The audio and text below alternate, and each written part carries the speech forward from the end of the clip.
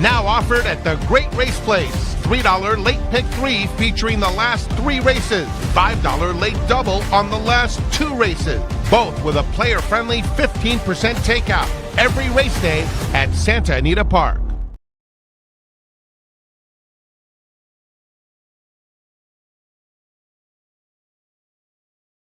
We did it!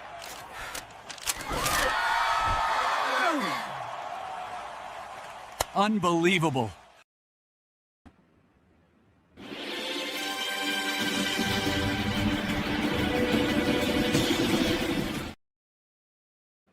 I'm just going to sit here and play AI clips all day. Yeah, there's my response to you. I was going to say, we're starting to turn into the Cartoon Network here. We're just going to cartoons do our picks through the show. For a guy who didn't know what a minion was about a month ago, I'm sure I'm hooked on these animation shorts that AI comes up with. How about that? Interesting results today. I did not, I mean, there was a little bit of sneaky money come in on that one, but wow, the money went off the 2 who I think finished last, and the other ones. Some interesting results we have here today, Frank. See, look, Ciaran just jumps right in it. Let's say hello to everyone first. We'll say hello. We're not spinning into the wind here. We actually have people watching our show. So I want to thank everyone for joining us. Thank you, DTL Crew. Thank you, Santa Anita, for all your support.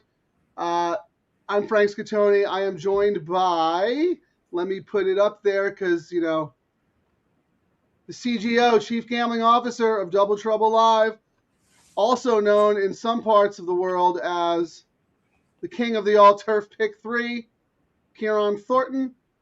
Before I kick it over to you, I just want to say what a great day of racing yesterday at Santa Anita Park. Statebreds, Calbreds, Calsired runners were on display, and they delivered the goods. Oh, yeah. There was a pick 6 carryover, very logical sequence, ended up paying more than $9,000, very havable. That was just the first leg of today's pick 6. But we're going to get down to business. We got a $3 all-turf pick 3 with that, both of us hit the last 2 days, even though there was no show to prove it. We do have write-ups.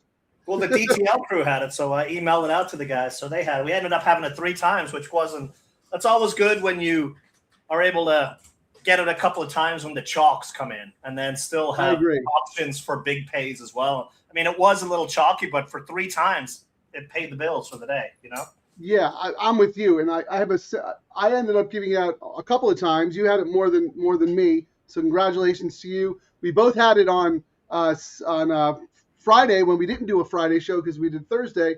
I think today looks a little formful, but not in a bad way. I think in a way where you can really plant a flag and maybe whack it a couple of times like we did yesterday.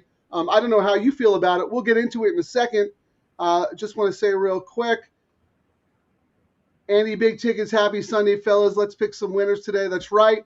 Let's pick some winners and let's wager on them efficiently and responsibly and win some money. RDW, love having you on the show, man. Good afternoon, gents. Everyone, good luck today. Everyone jokes that I never sleep because I'm up late and whatnot.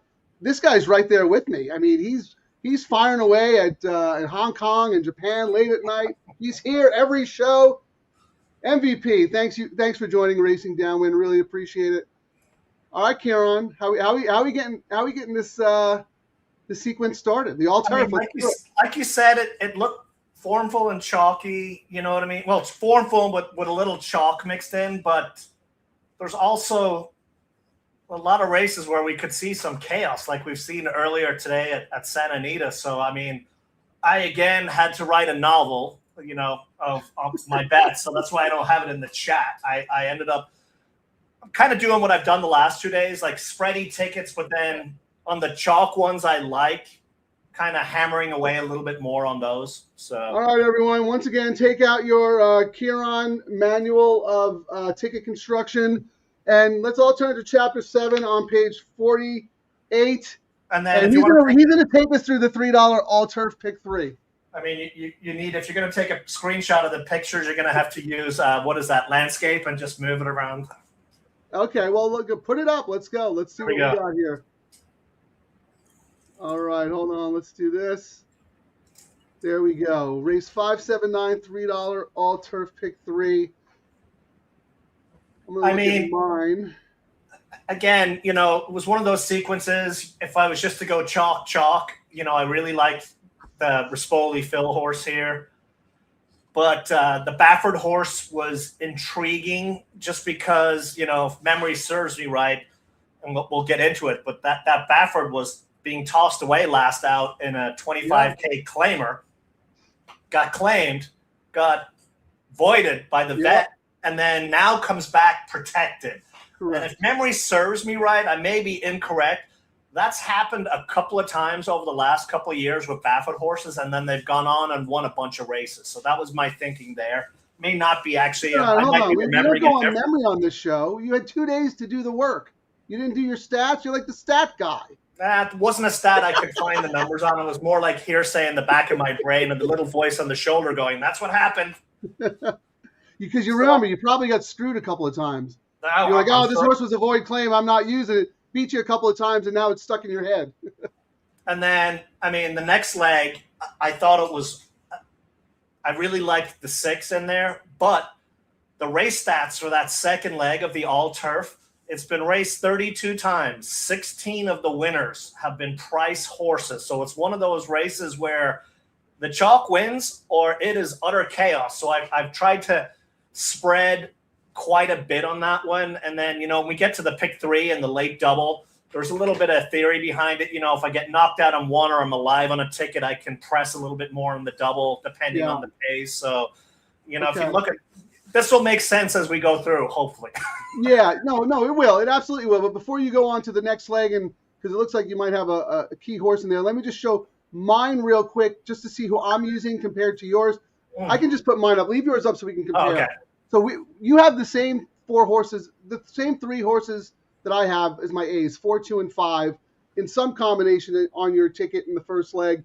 The difference is I have a backup ticket with the 8, and I am not using the 9. I am going to plant a flag and try and beat the 9. So before we talk about the next race, let's look at the pools and see, is the 9 taking the money? Is the 9 favorite in the will pays? Well, I was actually, before we got on, I was looking, and 9 was with the, you know, the 2 who was the morning line favorite, and the 3. 9 was the second choice, you know, up until like 5 minutes to post when I stopped looking. So 9 was getting some good money in the doubles, you know, before the race got blown up by that long shot. So let's see what the will pays are and see who actually is favored. It looks like the 9 is favored in the double. If you had the winner of the first leg, and you're alive in this leg, the 9 is paying $49. The 4 is second choice at $58. And then it's pretty deep after that. The 2 is over 100, the 5 is over 100, and everybody else is 200 or higher. So it's the same. It's the same on the pick 3, Frank. The favorite in the pick 3 is 404, and that's usually what we look to, you know, confirming the double with the pick 3. So the money's serious, you know. They weren't here's the deal, Ciaran. I don't need to be a hero. I wanted to see how live this horse was based on the money, because obviously this horse has speed, drawn outside. Like you said, Baffert's bringing this horse back protected. So whatever little issue the horse had, he had to have figured out, right? Otherwise, he'd be running the horse right back for a tag. So while you talk about the next race, I am going to pivot. This is why we do a real live in-the-moment gambling show. I'm going to construct a backup saver ticket using the 9 here with my A's in the next, but I need to write that down. Well, I'll go through and give you my. I mean, I had notes on all the horses in here, and actually, which leg here? Like one of the, I've got a kind of a like my buddy ticket down here on the bottom. My kind of little red feather, Phil and Rispoli bet. So they've got the number 1.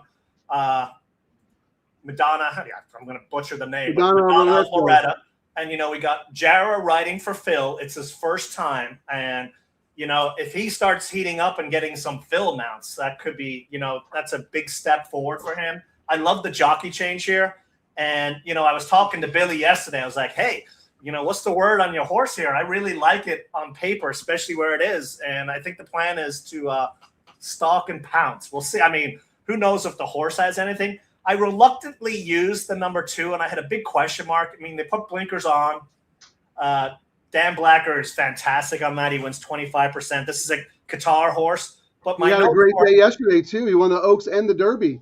But I Yes, thought it in was. this, is the distance too long? And that was my question mark on that one, you know? And I ended up really liking Rispoli for Phil, 27%, 2 sharp works. And I thought this distance is ideal. And they've just missed 3 times in a row. And I thought today for the win, this was my top play in here. You know, you got misleading here, Barrios for Sheriffs, 1 in April, up in class. Kind of a sneaky one here, Invincible Molly. You got the Nap horse. Although I will say I kind of downgraded a little. If Invincible Molly had a new jockey on here, I would have upgraded this to my top long shot with the workout. I think it's a horse that possibly needs, you know, a change of scenery with a jockey, but could still blow up the tote board as well. So that's kind of in one of my little crazy tickets there. What is the one horse that you're building your day around? It looks like the 6 in the middle leg you have on three of your 5 tickets. And then in the last, you're a little tight. The 10 and the 8 seem to be your top choices, but you also threw in the 6 and the 12. Yeah, it was one of the 12, horrible post. And my notes there, Rispoli for McCarthy.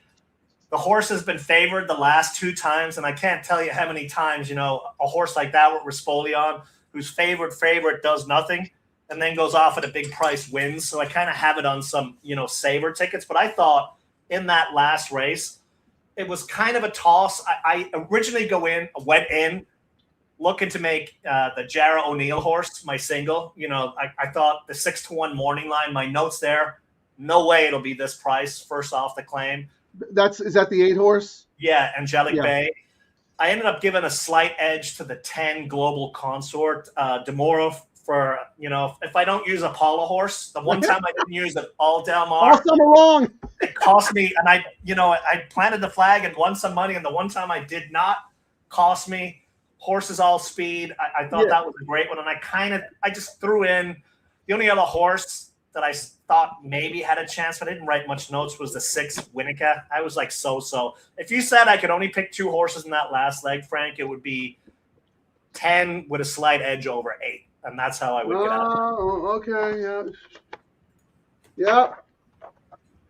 It was the best of times. It was the worst of times. No, you need 8,000 page later, Ciaran finally finishes his analysis of the alternate pick 3. Blah, blah, blah, blah, blah. Yeah, okay, so here's my deal. In the middle leg, I am all about the 3 and the 6. I think the 3 is the most likely winner, but I do want to use the 6 as well. And same thing in the last.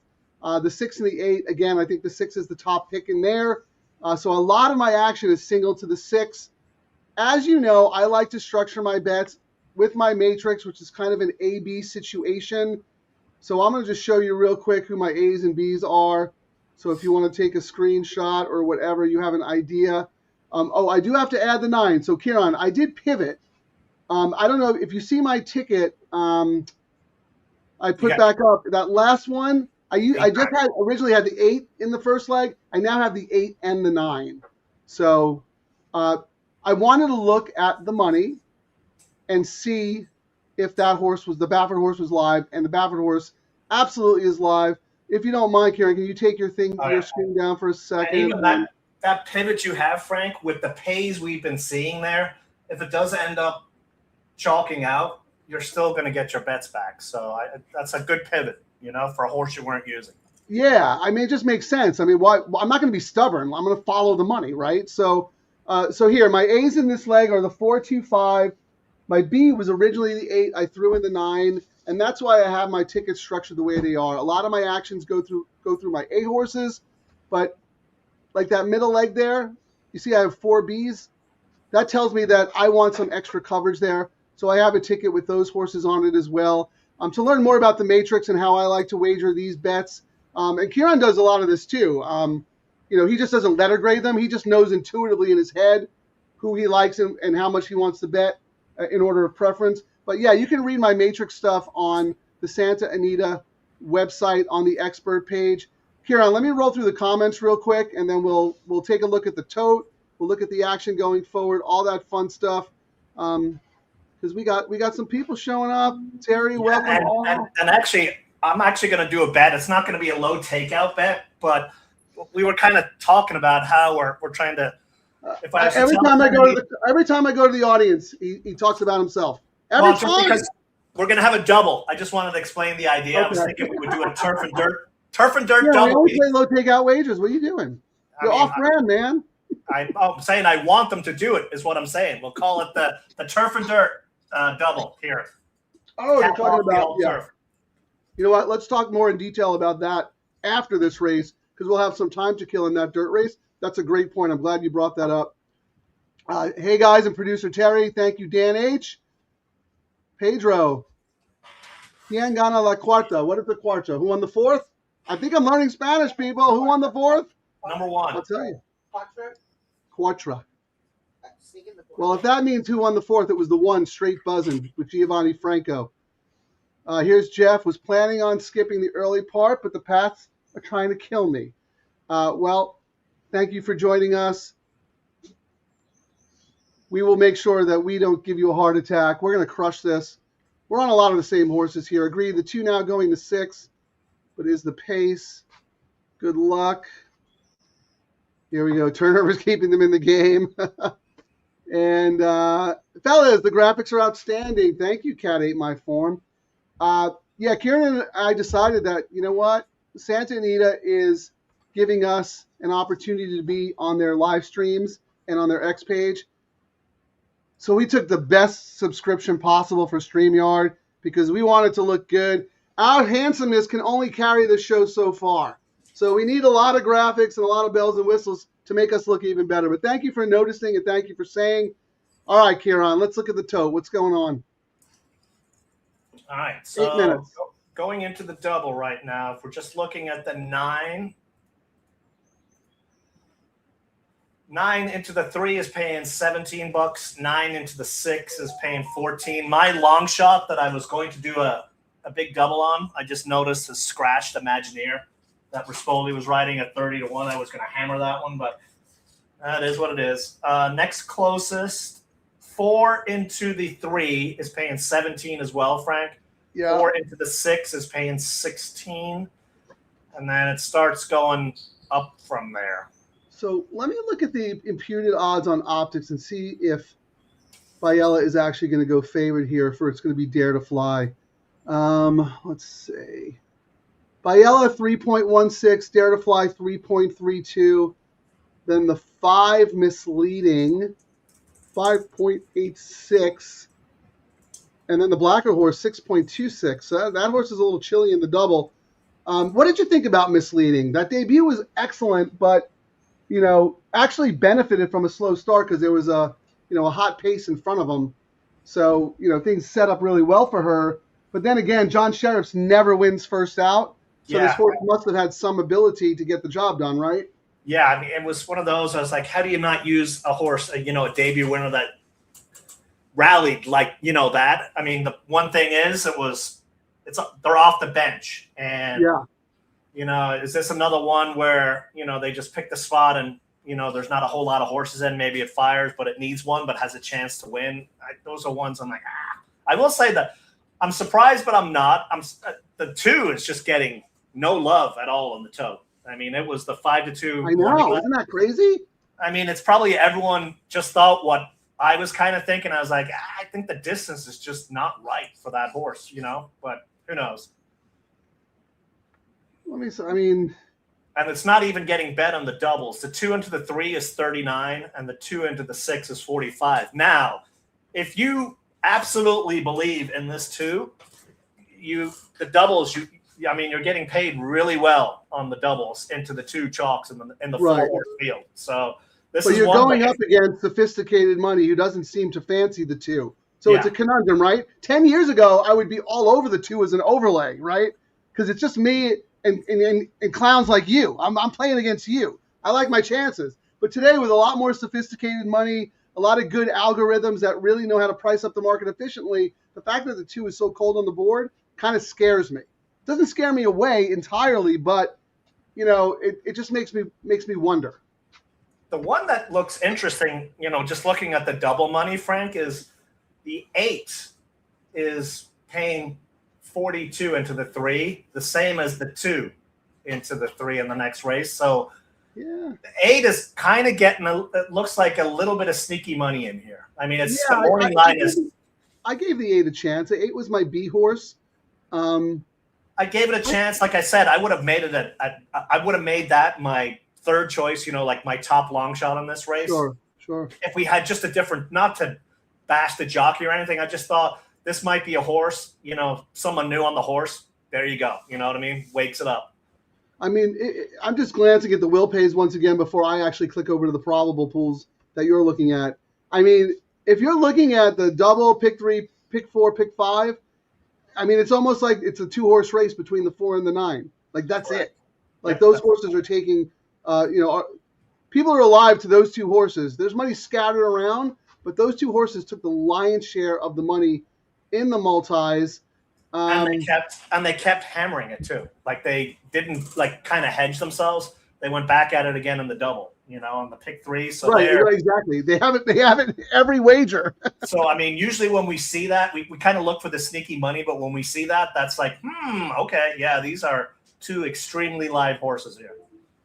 That's the only reason I'm using the 9. I really wanted to beat the 9.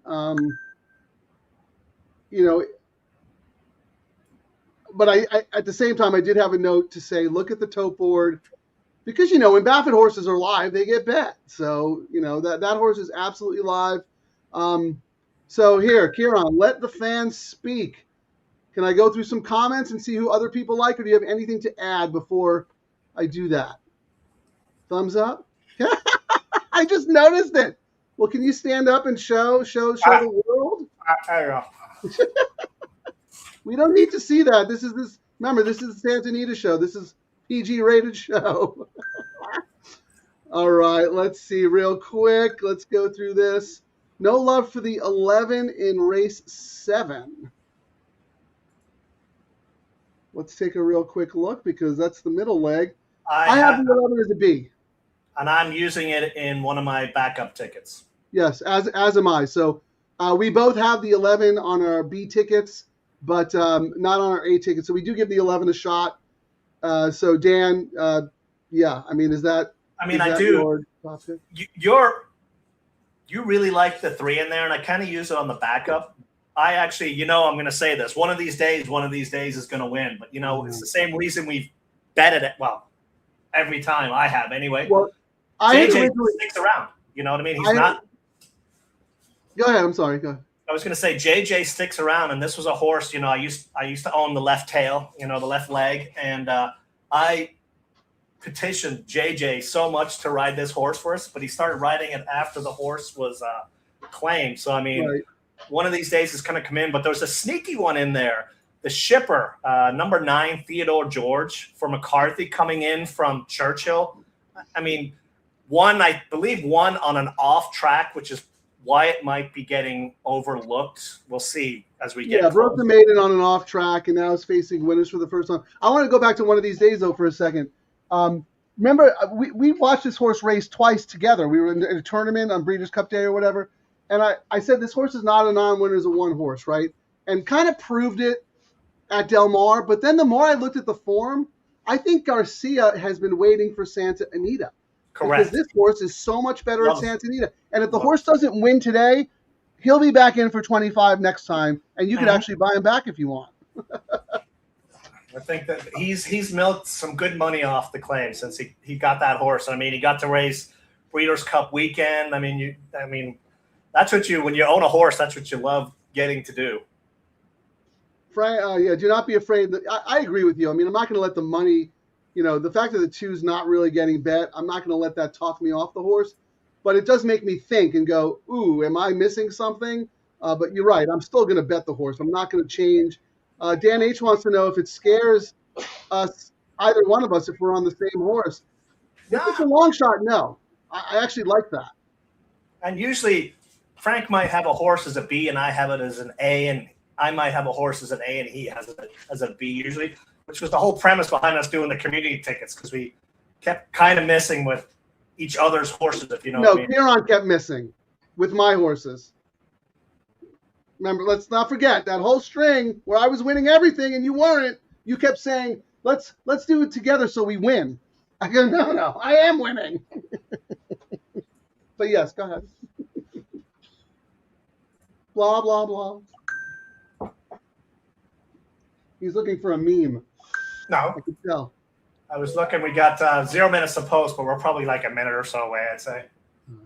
Well, good luck at your golfing today. 80-degree weather. Good for you, John. I don't know where you're located, but that sounds beautiful.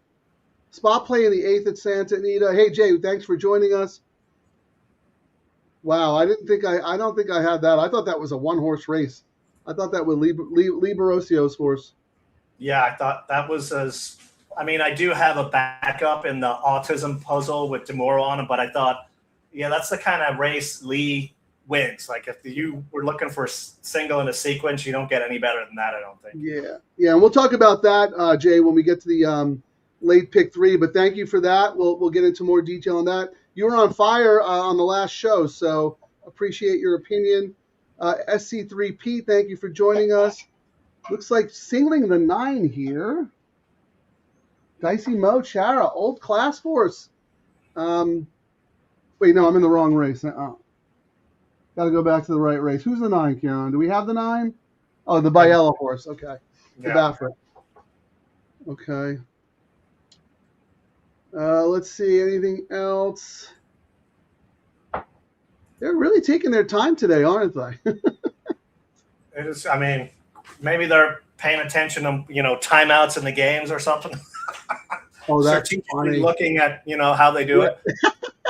You know what? Actually, it is. I mean, it's like summertime here in Southern California. I mean, maybe they're just trying to give the horses.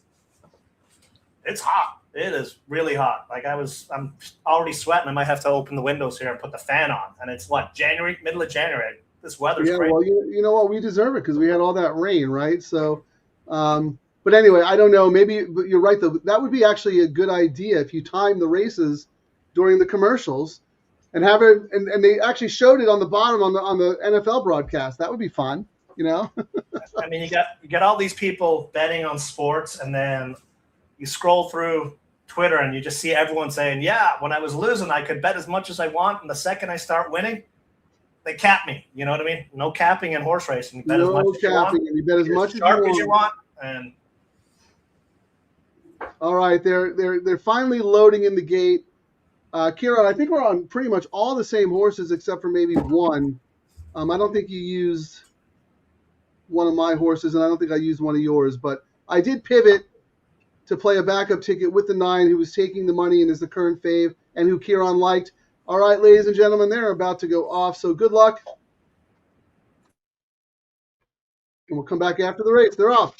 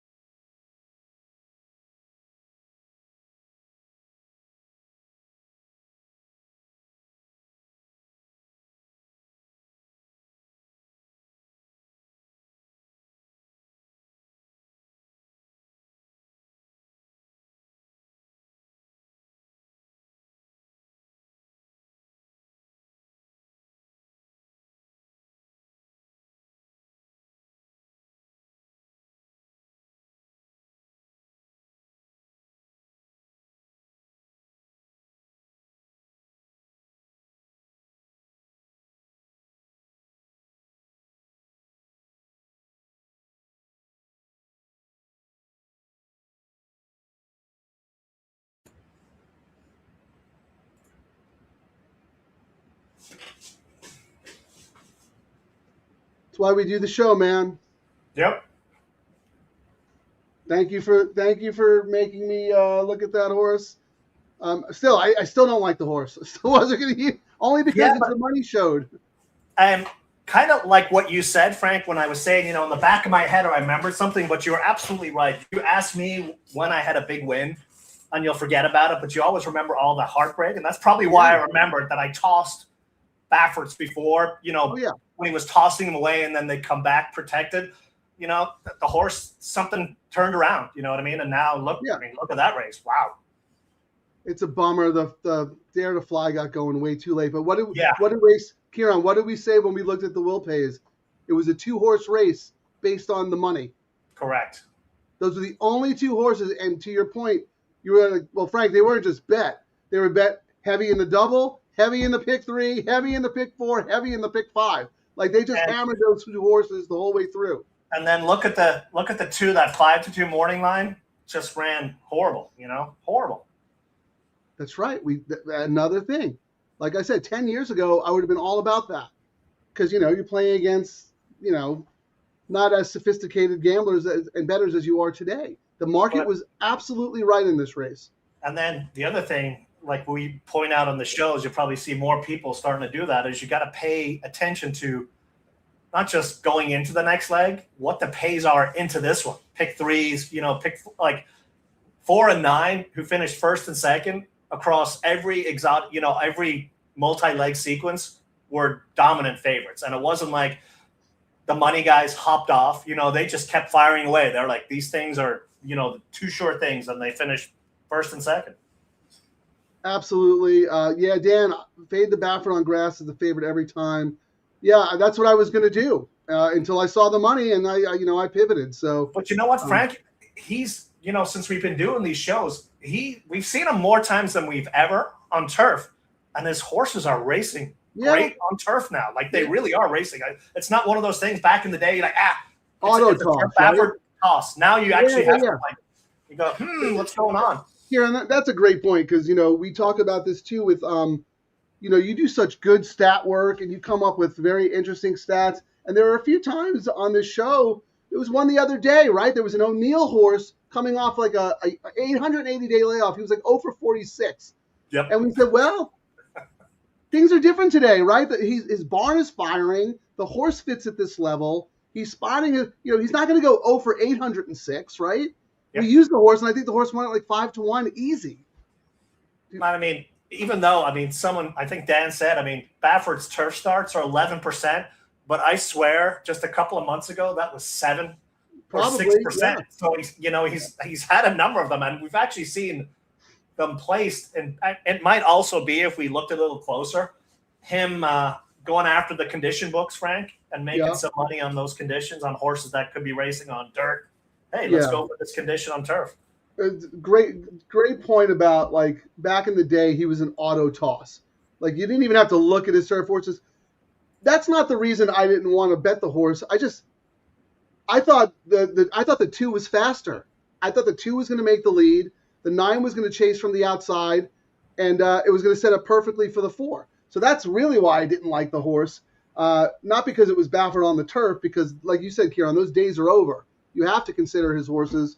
I just wasn't a horse that I came up with or liked. But you know what? I'm still alive because I listened to the show. I wish I had enough confidence. My top 2 choices were first and second that I could have. I've got lots of different spread tickets, but and again, we talked earlier. This was a race. Long shots win half the time, but when long shots don't win, we see what happens. Chalk comes in. So I'm going to ask you to put your bets back up so we can see what you're live to. But real quick, RDW, more Baffert turf starters in the last 6 months than maybe in his entire career. Yeah. That's the other thing. Like, he's always buying dirt horses, right? So, maybe he's expanding his portfolio a little bit. Maybe he's working with someone who has more of a turf pedigree background, and they're picking out horses to run on the turf. And it's not a bad thing because remember, Ciaran, a couple of years ago, Santa Anita built that chute on the flat turf course. So now they can run at 5 furlongs, 5.5, 6, and 6.5 on the flat course. Well, who's one of the best sprint trainers in the world on dirt? Baffert. Now he's got sprint options on turf. So it all makes sense when you think about it. But I understand Dan's point. We get stubborn a little bit in our minds. But you got to evolve or die. Oh, it's one of those things in this show where you're like, I'm not using that jockey. Okay, now I got to use him. You're really good about that. You spot those early, either getting on someone or getting off someone at just the right time. And I always joke, the best time to play a trend is before it's a trend. Correct. And you're really good at that.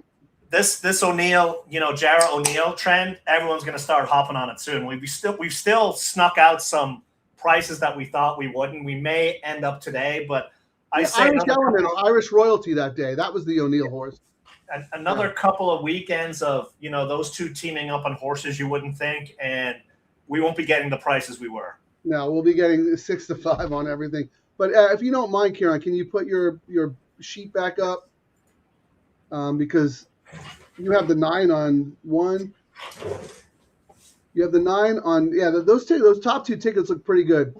You have the 9 single to your strong opinion in race 7 to 3 in the last, and then you come back and you've got the 9 with spread in the middle for coverage, and then your top 2 in the left. I love those 2 tickets because that's how I would have structured it as well. And then I kind of, did my sticking with the partners on, Madonna, and then a couple of other prices in there. I mean, those tickets went down in flame, but it is what it is. And I mean, we're starting off when we get to the pick 3. I can see, as I mentioned before, I'm going to probably check will pays, and I might do less or do more depending on, the results of certain races if I need to, or if I've covered good. So that's the beauty of these when all these low takeouts are combined around each other, you've got more options than you normally would. All right, so take that down again, and I'm just alive to that last saver one I threw in, 8-9 with 3-6 with 6. So again, well, you pivoted, because otherwise I would have. I mean, if I hadn't got you to pivot, we would have had this. Is this it? I'm trying to find where I put it. No, that's not it. I know we got to organize these folders better. No, I try to hide them so you don't know what I'm doing. That's what it is. Oh, here it is. This is what. Oh, I don't sneak. I don't peek anyway. If you hadn't pivoted to the 9, this would have been what I threw up. I just lost everything. I'm broke. Oh, don't worry, pal. I got it covered. I just lost everything. I'm broke. Oh, don't worry, pal. I got it covered. So. Oh my God! You should just post that on Twitter right now after the first leg. Oh my God, that's hysterical. What I was going to say is, I want to go back to the excellent point you made about maybe a smart way to maximize the all-turf handle with the double. But before I do that, let me just roll through real quick because Cat 8 by Form has a Spanish lesson for both of us. It's pronounced with an H. So Jaramillo or Jaramillo? I'm going to say Jaramillo, right? Let's hope. Hara. Okay, the J. Hara. Yeah. I mean, yeah. My name has been butchered since I came to the States. So I've gotten in the habit of giving nicknames when I don't have the name because I don't want to butcher the name. That's just right. So now instead of Jara, you will be calling him Hara. Hara. O'Neill and Hara. Yep. Yeah, I'm bad too. I was only allowed to choose one second language to take in high school, and I chose French. So I can say bon chance every time Flavien Prat's in a race, but that's about it. Okay, so I did get it. So it's Jaramillo. Okay. Chris Babcock just logged on. Thanks, whoever said they're singling the 9. Excellent. Love JJ. Needed a bounce. Yeah, so bummed about the Niners. That was just no bueno. But you know what? You had a good season, and now you're free and clear to just play the horses like a total degenerate. Let's see. Distracted. Missed my second pick 3. Come on, Jeff. You gotta get in with. Come on, get in the game, man. All right, Ciaran. So let's talk about one of the reasons why the late pick 3 and the late double, in addition to the higher minimum and the low takeout, is because those bets are. Yes, you can play them as separate wagers. That's fine. Yeah, I think if you really want to maximize your opinion, you have to play them in conjunction with each other, right? I think you have to look at these the pick 3 and the double as handcuffed together. And we see it many times where people will well, I'm alive in this one. I can skip the next one. But I think if you're alive, you press even more. You cover your secondary ones. And the whole point is you can look at what the probables are. And, you might go, wow.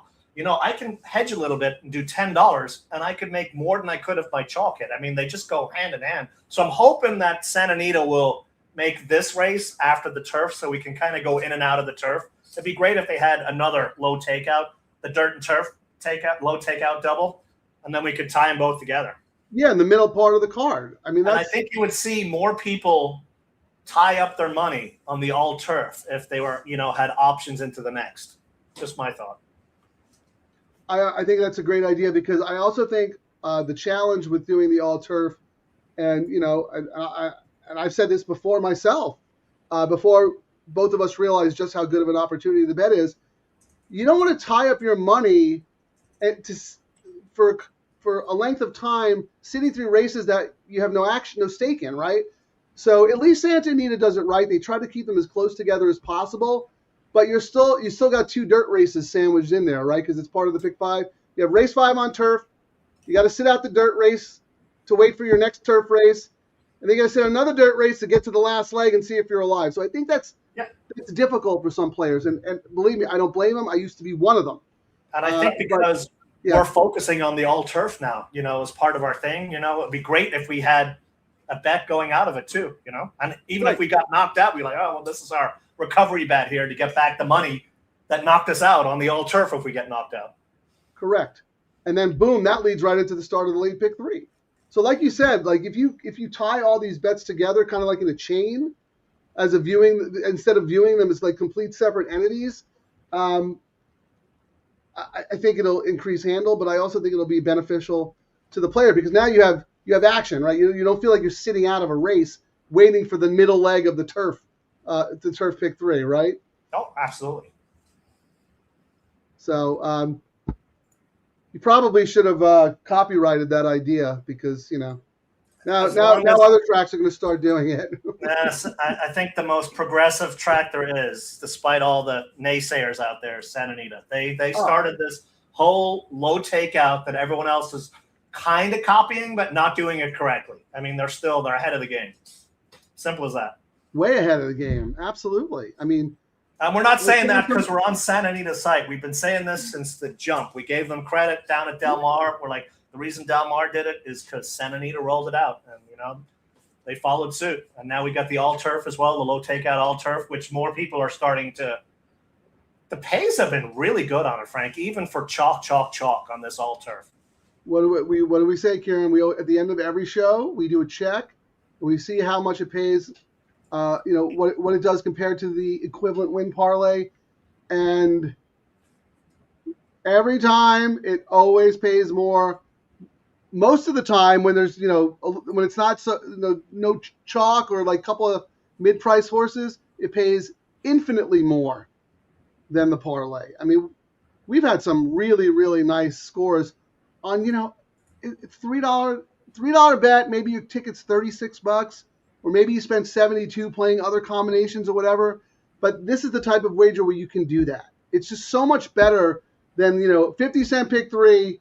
1 with 4, 8, 10 with 4, 2, 4, and you play it 10 times. I'd rather be creative with my ticket construction. I don't want to buy legs. I don't want to buy horses. So anyway, that's just. Well, we can actually. About it. I wish more people were hopping on board instead of complaining about the other stuff. They're all talking about exactas and tries not paying what they should, and the argument is.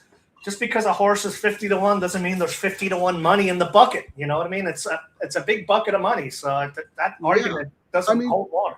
Right. You look at it the opposite way, right? The people who are complaining about the exactas being underlays, there's a bunch of guys out there going, I can't believe this horse paid 50-1. Well, he should have been 18-1, right? So it actually goes both ways. But the point is you don't have to worry about that here because we have information. We can look at the double probables. It's very difficult when the minimums are so high to make a significant wager late that's going to really drastically change the payout. Yes, on logical combinations, those pays usually come in, right? In the last minute or two, they might go from 80 to 60, but that's normal. Those are logical combinations that people are betting. It's not, any kind of market making or manipulating or anything like that. It's the old pari-mutuel game, the way the game was intended, and that's why we love it.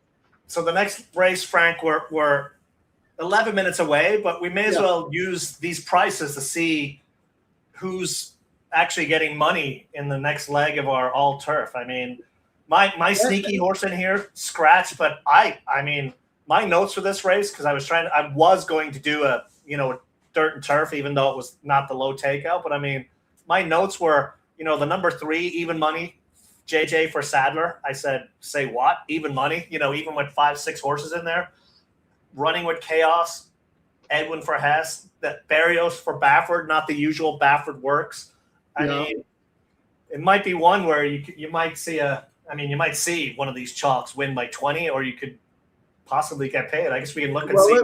Let's look at the will pays, right? So the 6, if you're alive to the double, to the 6, you're getting $10, and then the 3 is 15. But the pick and the 3 4 is 38, and then the 1 is 169. Yeah, so in the pick 3, I mean, there's not really much separating the 3 and the 6. 61 and $62. So the Who 4. do you like more? Who do you like? I didn't like either of them. I mean, JJ's not on, the 6.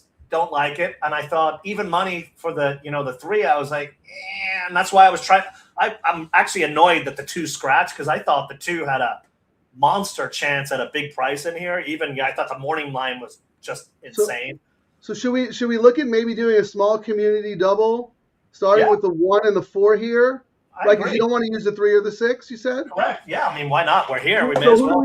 Do we agree on anyone in race 7? Let's race 7. I think that's the start of the late pick 3 and the second leg of the middle of the all-turf.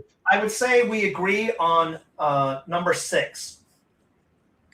Yeah, I'm 3-6. You're 3-6. I'm thinking we need a price horse though, but I guess.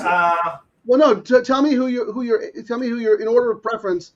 What do you have? I know you have 6 as the top pick. I had 6. I had 6. So in order of preference, when I wrote my numbers down, I went 6, 2, 3, 9, 1, 11. And all right. Well, here I went 3, 6, 5, 7, 11, 2. But since you have the 2 higher, let's use your 2, because I do have the 2 as a B. I just like 2 the least of the other ones. And let's price out with the 2 bombs. The 2 non-favorites in here. The 2, 3, and 6 in the next leg. So 2, 3, and 6. All right. So the 1 into the 2. Wow, for $2. This is all $2 now, Frank. The 1 into the 2 is $325. The 1 into the 3 is $170. And the 1 into the 6 is $203. Okay, those are all terrific. What about the 3 is going to be less though? But I mean, the 4 is going to be less. But what do we got? 4 into 2 is 116. 4 into 3 is 43, and 4 into 6 is 36. Okay, so the 4 with the 3, 6 we'd have to play a bunch of times, but the other ones you could just play for $2 or $3. Yeah, I mean we could do.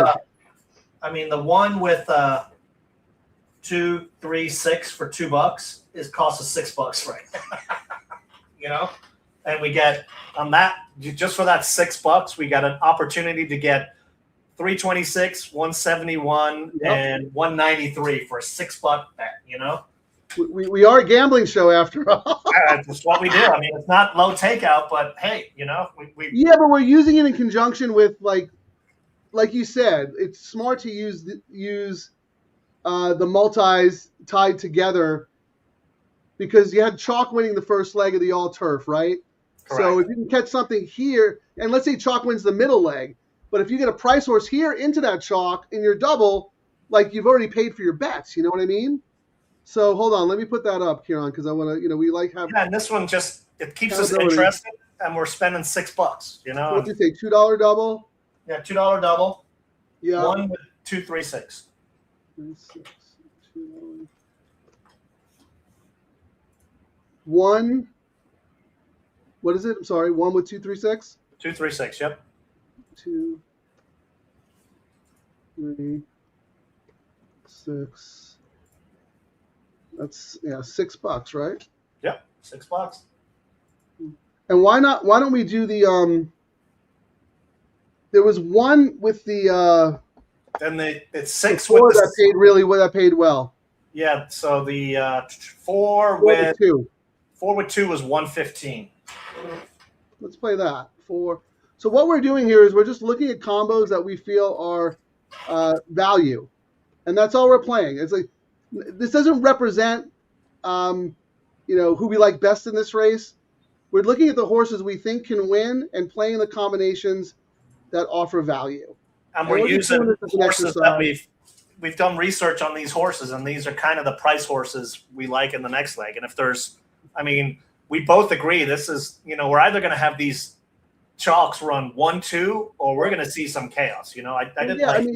Honestly, I didn't really spend too much time on this race because it was a short field. I wanted to use, like you talk about, use the information in this leg going forward to inform our opinion in the pick 3, which is why I think your double idea, making this a $5 double, race 6 into race 7, would be phenomenal. But we're on the show. We're a gambling show, so let's play it. Yeah. All right. Let's see. Any comments out there? Anybody like anybody? Let's see here. Yeah, it was major chalk yesterday, but Ciaran had it 3 times. I had it twice, and it was still like double the win parlay. Oh, so easily. Even though it seems like, that's such a bad payout, in reality, it was actually pretty good. And we had it a few times, but we also had chances to win some good money as well. Like that. That's right. It started jumping after that. I think it was like 177, 200 plus. So remember we both had the 8. Yeah, the 8 is in the last race against Grand Slam Smile. Correct. And the 8, she came flying, but it was way too late. But that horse would have lit it up, even though it was like chalk. You know what I mean? More people are going to be playing these bets, and I think we're going to see the pools go up. I mean, they're great. And if they start adding another low takeout in the middle of this sequence, Frank, we're off to the races. I just saw your tweet. Oh, yes. On Twitter, yes. We saved Scatoni Sure Shot live on DTL. I only use the number 9 because of our market analysis. So I am alive as well in the $3 all turf. Yeah, I think this is kind of fun. Like, try to engage on X a little more, but that is pretty hysterical, Ciaran. All right, I just retweeted that. Oh my goodness. All right, how much time we got? What are we looking at here? I feel like things are really dragging today. Is it just me? Yeah, everything seems it's going really slow. Well, here, I mean, the next leg, race 7, Frank. I know you talked about the 3. We talked about one of these days, and we talked about the Phil horse, and we talked about my sneaky one. But another interesting one in there was, and I think you're using it as well, the 5 in the next leg, race 7, time song. Yeah. You got Smith for Thomas, and my notes, I mean, I've said this many times. You don't use this horse. This is the kind of race Smith wins on. Up in class and protected. You know what I mean? And probably will be a price. Actually, what is that horse getting? Is it getting any money at all in the probables? Race 6 is coming up, Johnny. But we're talking about the late pick 3 right now. Yeah, Jeff, no, I wasn't criticizing your comment. I was just saying some people might look at it and go, oh, it paid 70-something bucks, big deal. Well, the reality is, like you said, it paid 42% more than it should have. That's the point we're trying to hammer home, Yeah, people are just focused on, they're like, another low takeout. And then you go, dude, that was like 2 chalks and a, second price. Yeah. And if you really felt comfortable, you could have hammered it 10, 12, 13 times, you could have hammered it away. Exactly.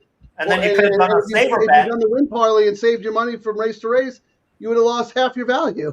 Correct. And you could have done a saver bet if you liked a couple of long shots too. And we were alive for some good pace, in that last leg as well.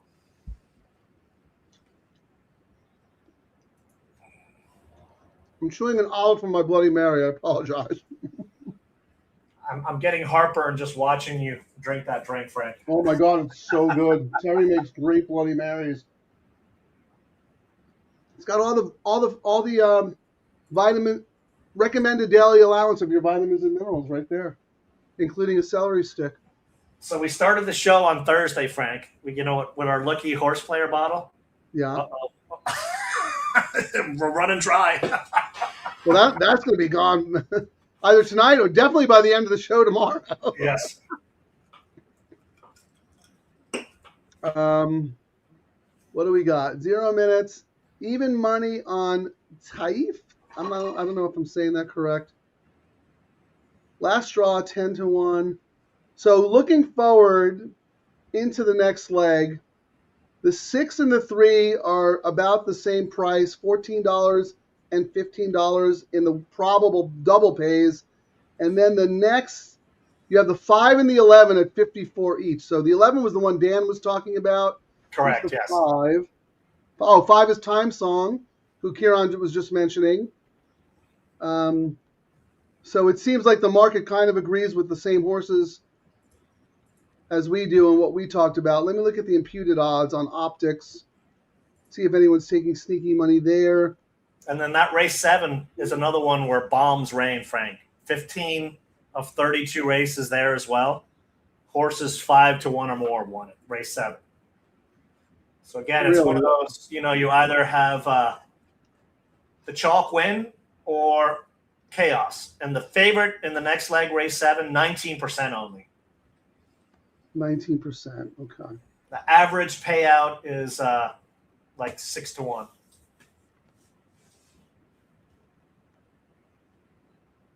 Yeah, I mean, makes sense. I thought this one may be a little different because we got a bunch of starter horses in here trying to win at the N1X level. And I always say this when I look at those races,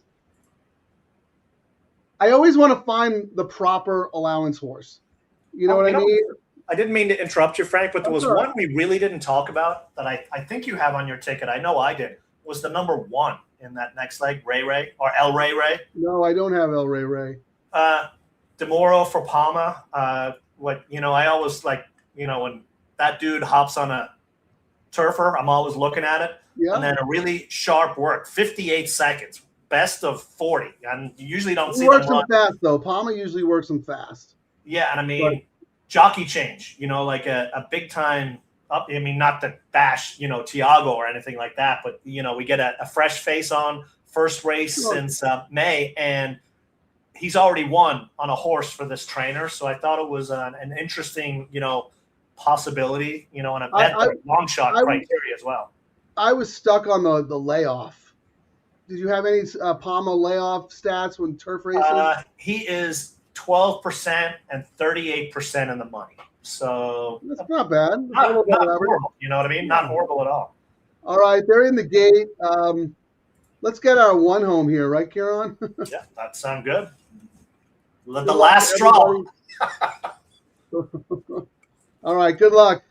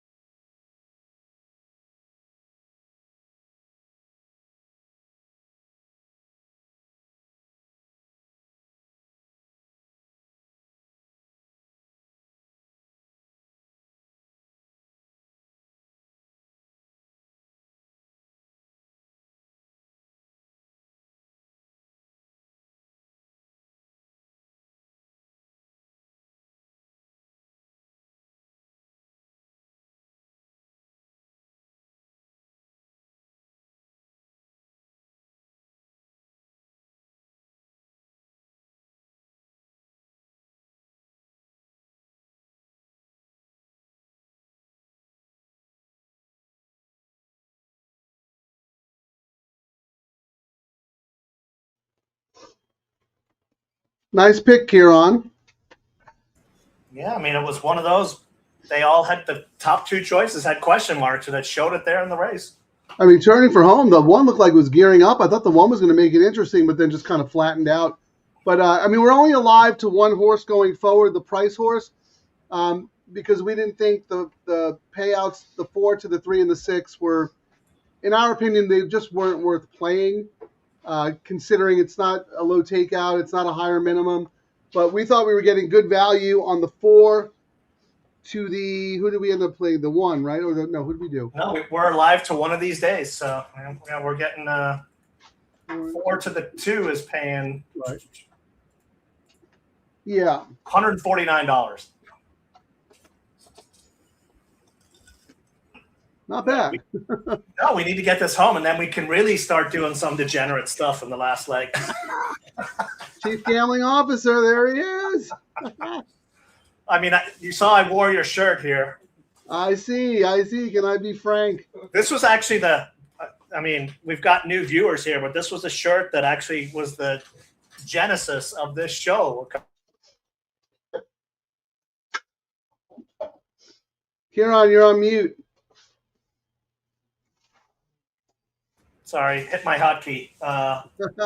Frank used to do a show down at the Surf and the Turf, and I got this shirt and jumped in and started making fun of him. And then we were like, you know what, we could do totally do a show like this. I mean, we've been talking about it for a long time, but here we are, a couple of years later.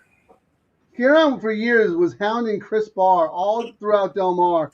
Oh man, Frank and I, we really want to do a show together. We do a great show. He's like, okay, hey, tell me, what's the show? Wow, we would just go on a live stream and just gamble and drink and talk smack. And he goes, that's not really a show, is it? Turns out it actually is a show. It is a show, yes. It's a really good show. And to Chris Barr's credit, he finally relented and said yes, because we actually did give one little theme. We said, well, we'll only bet the low takeout wagers that you're introducing. So he's like, okay, let's give it a shot. And look, I mean, here we are. We had been looking at those low takeouts. I mean, this is as we've said. I was talking to someone else. I know my handle is up substantially. You know what I mean? When we've got many horse players pulling back, I can say the low takeouts have jumped my handle big time. Big time. Betting more now than I have in the last 5 years, and that's not an exaggeration. Nope, same here. Doing the show. Same here. I mean, I read about a lot of people cutting back, but they're just focusing on the wrong bets. I think you got to focus where the low takeouts and these multi-sequence low takeout bets are fantastic. So I noticed that a lot of there were some people on here who asked us who won a certain race, and some of those are Spanish language individuals. I just saw something about, I don't think the feed is available. At Santa Anita, no, that they send you to first bet now, I believe, unlike what it used to be. Yeah, but I heard something about like maybe Roberts Communications or something trying to make it available to the Spanish audience. Whether you're in South America or Mexico, Puerto Rico, wherever you may be, where you can't get the races because of whatever geolocation, stuff like that, or your ADW, you can't get it on your ADW, whatever it may be. But I think that it's just such a simple thing. Like, let people watch the races. I think they were saying that, maybe they're going to start putting all the races on YouTube. Okay. So if you're on YouTube, then anybody can watch it from any location in the world, right? Look, the more accessible your product is, the more people will watch, the more eyeballs you will get, and the more people will gamble. See, look, I knew it. Johnny's from Chile. Thank you for watching. Thank you for joining us. We don't show the races on this show because we respect the intellectual property of Santa Anita and their signal. And we want people to be watching it on their platforms because that's, Santa Anita's deal, and that's totally fine. But you're in Chile, so you don't have access to that. We'll find out a little bit more about that if they're going to start making the races available for everybody to watch on YouTube, and we'll look into that because I just went to Santa Anita's site, and like you said, you used to be able to see the live stream there, and now they redirect you to first. And I mean, there's a lot of countries you can actually get first on, especially in Europe. Like when I was over in Ireland, I was watching all the races on first, but some ADWs don't have agreements, so it all depends. Mm-hmm. I mean, and you can set an account up with no money. So you have to sign up to First, get an account with First in order to watch the race? Correct. So I'm guessing that some territories, maybe like South America, First isn't available or whatever. So now they can't watch the race. But we're going to look into that, Johnny, and we'll do a better job going forward announcing the top 3 finishes of each race, because now we know that we have an audience who can't actually watch the race. but they still want to bet, Ciaran. What does that tell you? Racing is missing out. I mean, this is the best kind of gambling there is. Everyone's all focused on sports betting, but if you're any good at that, you got to go find 50 beards so you can make some money. Whereas here, we could just fire away as much as we want. I love Johnny. He's watching a horse racing gambling show. He's betting the races. He can't even watch them. Imagine his handle if he could see the races. He's probably betting hundreds of $1,000s a year. Man, well, thank you for watching, Johnny. We really appreciate your support. Koal Gano. We might have to have Johnny also be our translator. What does that mean? I know Gano, I think, is win. Gano translation. So it's which I don't know. I think it's who won. If you're talking about race 6, the 4 won race 6. I'll tell you the full result, and then we're going to get serious starting this late pick 3. Yeah, first flash here on the 3 and the 6 are both 2-1. Yeah, and I was just looking. So the double into the 6 is paying $35.80, Frank. The double into the 3 is paying $40, and then it starts getting exponentially higher. The 11 is $74.80, and then we're up to 83 on the 7, 99 on the 1, and then it starts getting higher. And we're kind of seeing similar on the pick 3. 6 is the favorite at 65.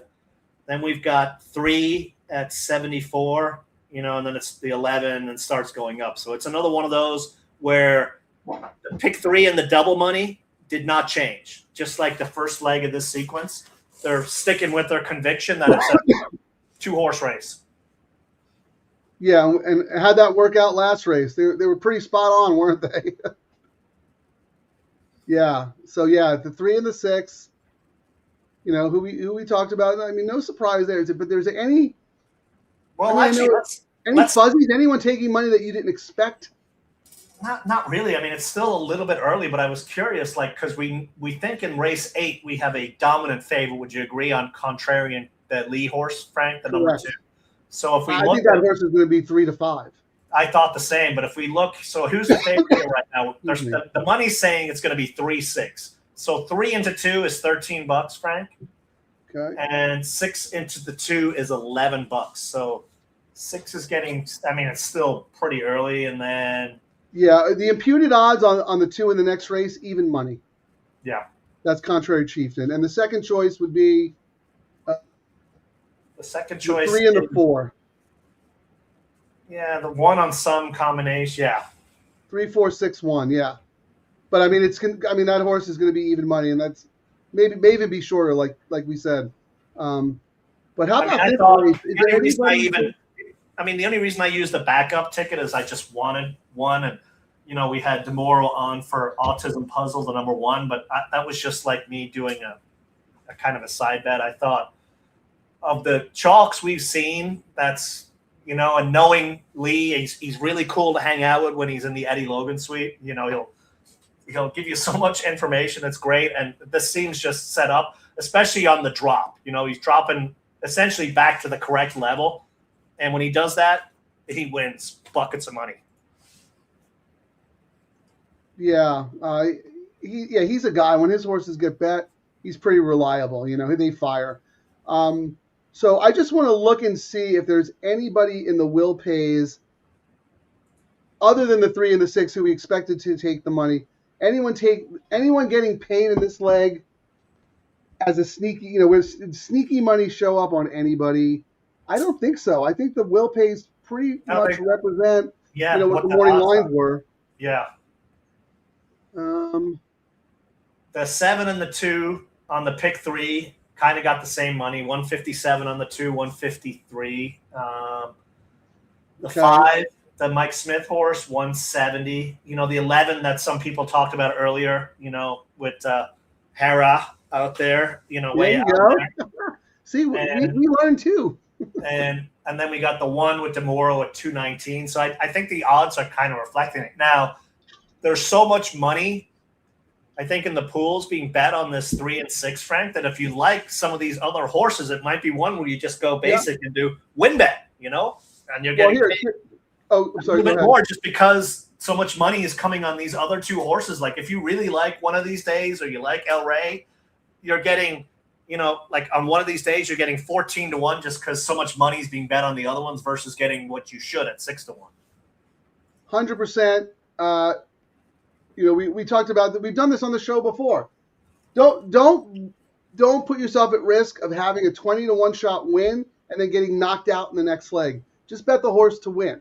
You can still play your double or your pick 3, whatever, but make sure you have win money on the horse. So, Ciaran, I got my picks at the bottom. Can you put your sheet up so we can talk about the start of the late pick 3? Because this is a key leg, because not only is it the start of the late pick 3, it's the middle leg of the all turf. So in the all turf, Ciaran is alive to the 6, the 2, 3, 9, 1, 11, and 5. You got everybody here, so you're pretty good in that bet. Correct. Now, starting your low takeout pick 3, walk us through your structure here. The horse I really liked here was the 6, so that's why I'm pressing it a little bit more. When I first did it, I was singling the 2 on the next leg, but I'm so confident, on the last leg, I was like, you know what, let me just give myself a little bit of a hedge. And the reason I said that is, like, if you see down here, I kind of wrote, if a long shot wins the first leg of the pick 3, I can tweak my doubles going forward. So that's kind of why I ended up going the way I did. And then, like I said earlier, this upcoming race, it's usually a favorite or a price over 5-1. So my tickets kind of reflect that. The tickets reflect the horse I think should be the favorite and should win, and my other horses on the other ticket. Simple as that. So I'm with you. I mean, I have the 6 in addition to the 3 on all of my tickets except my backup ticket. So I have 3 tickets with the 3 and the 6. Then I have my backup ticket, which are the Bs. And I'm a little spready here because I'm singling the Contrary Chieftain in the next leg, and then I'm singling the 6, my top pick, in the nightcap. So I can afford to spread. It's only costing $12 to have more coverage in this race to my A horses going forward. And that's kind of like how we do it. I mean, every once in a while, one of us will put up a caveman ticket because we don't have super strong opinions. And actually, you've done pretty good with your caveman tickets. But the way to bet this type of wager is to bet it like this. List your horses in order of preference and bet it accordingly. Yeah, and I think a lot of people who don't like doing these low takeouts, I used to never do pick 3s and doubles like we've been doing on the show, Frank. No, and since I made the 2 pivot, by 3 by 2, right? I mean, that's. And since I did the pivot, my ROI is through the roof because the chalk pays for the day. I'll spend whatever it is, $112, and the chalk 3 times will pay $150. But the one where I throw in a bunch of long shots and it's $72, and I get the long shots that's the one you get paid $1,200, $1,300. Et cetera, et cetera. I'm absolutely with you. I mean, I would do this kind of ticket construction for my pick 4s and my pick 5s, my occasional pick 6s, because you can't. Well, back in the day when they were $1, and $2 pick 6, you couldn't caveman them because it'd cost you too much money. So you had to be a little selective and play multiple tickets. But you're absolutely right. When it came to the double or the pick 3, I was like single by 3 by single, and that was it.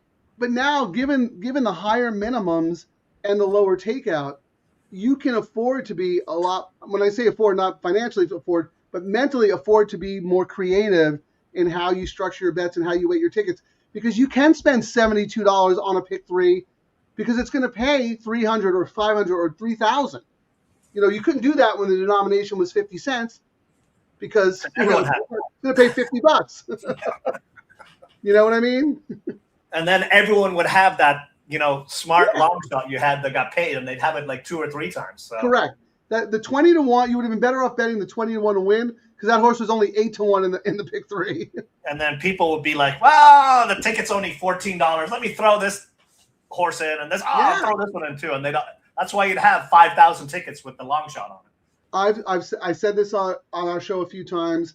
I said it the other day when I did the first look preview for the Santa Anita website with Jeff Chapman, Seminar Skip, and Gino Bacoli. These bets force you to be better handicappers because you just can't buy horses, and they force you to be clever and proficient with your ticket construction. Because if you try to caveman them, it's going to cost you too much money. Because it's a $5 minimum or a $3 minimum. So, Ciaran, I love that you're pivoting in this way because I know you've never been an ABCX guy, but intuitively that's because you always list your horses in order of preference, right? So intuitively you are, but you just never viewed it that way. But when we're putting our tickets together like this, that's basically the strategy you're employing. You just don't call it ABCX, you know? No, you're hammering your more sure things. And when you see me actually throw up the occasional caveman, that's because, man, I just can't land on something I feel like I have to spread, which sucks. And I usually don't win those. When I'm cavemaning. You hit a couple of caveman ones. Once in a while, you know what I mean? But it's not like one, like it's usually the ones that hit are the ones that are spread like this, where I've got it covered on a chalk, but I got the backup. And well, that's how you what I mean. And for the new viewers here, like when I start a new meet, I have a budget in mind. And if you look at, Frank too, like for our doubles and our pick 3 bets, we're usually $150 or less, but we will push up to that limit because the pays have made it worthwhile doing that much money. Even when it chalks out, like yesterday, I think I spent, I don't know, offhand, I probably spent $140, on my multiple all turf pick 3s. I paid 3 times, so it was $220. I made like 40% return. So that's the goal. When it chalks out, to break even and cover the bets and a slight profit, and have a chance at making stacks is how I'm approaching it. Well, here, let's go back to Jay again, because he mentioned an interesting horse in the middle leg, the next race, which is race 8. Do we have tunnel vision, Ciaran, with Contrary Chieftain? Are we being stubborn because that horse looks like such a standout? His sneaky horse in the next leg is, it looks like, based on this ticket, the 7. Smarty Nose for Sally Rivera and A.L. Bautista. That's the guy who won. Actually, now that I look at it, I think that's who was on when I was on TVG. Was this the jockey? You probably remember more than I do. That he won on that. No, it was Ricardo Jaime. Oh, that was Jaime. That's right. Yeah. Yeah, it was Ricardo Jaime, and the trainer was oh my God, it was a guy we never even heard of. I forget.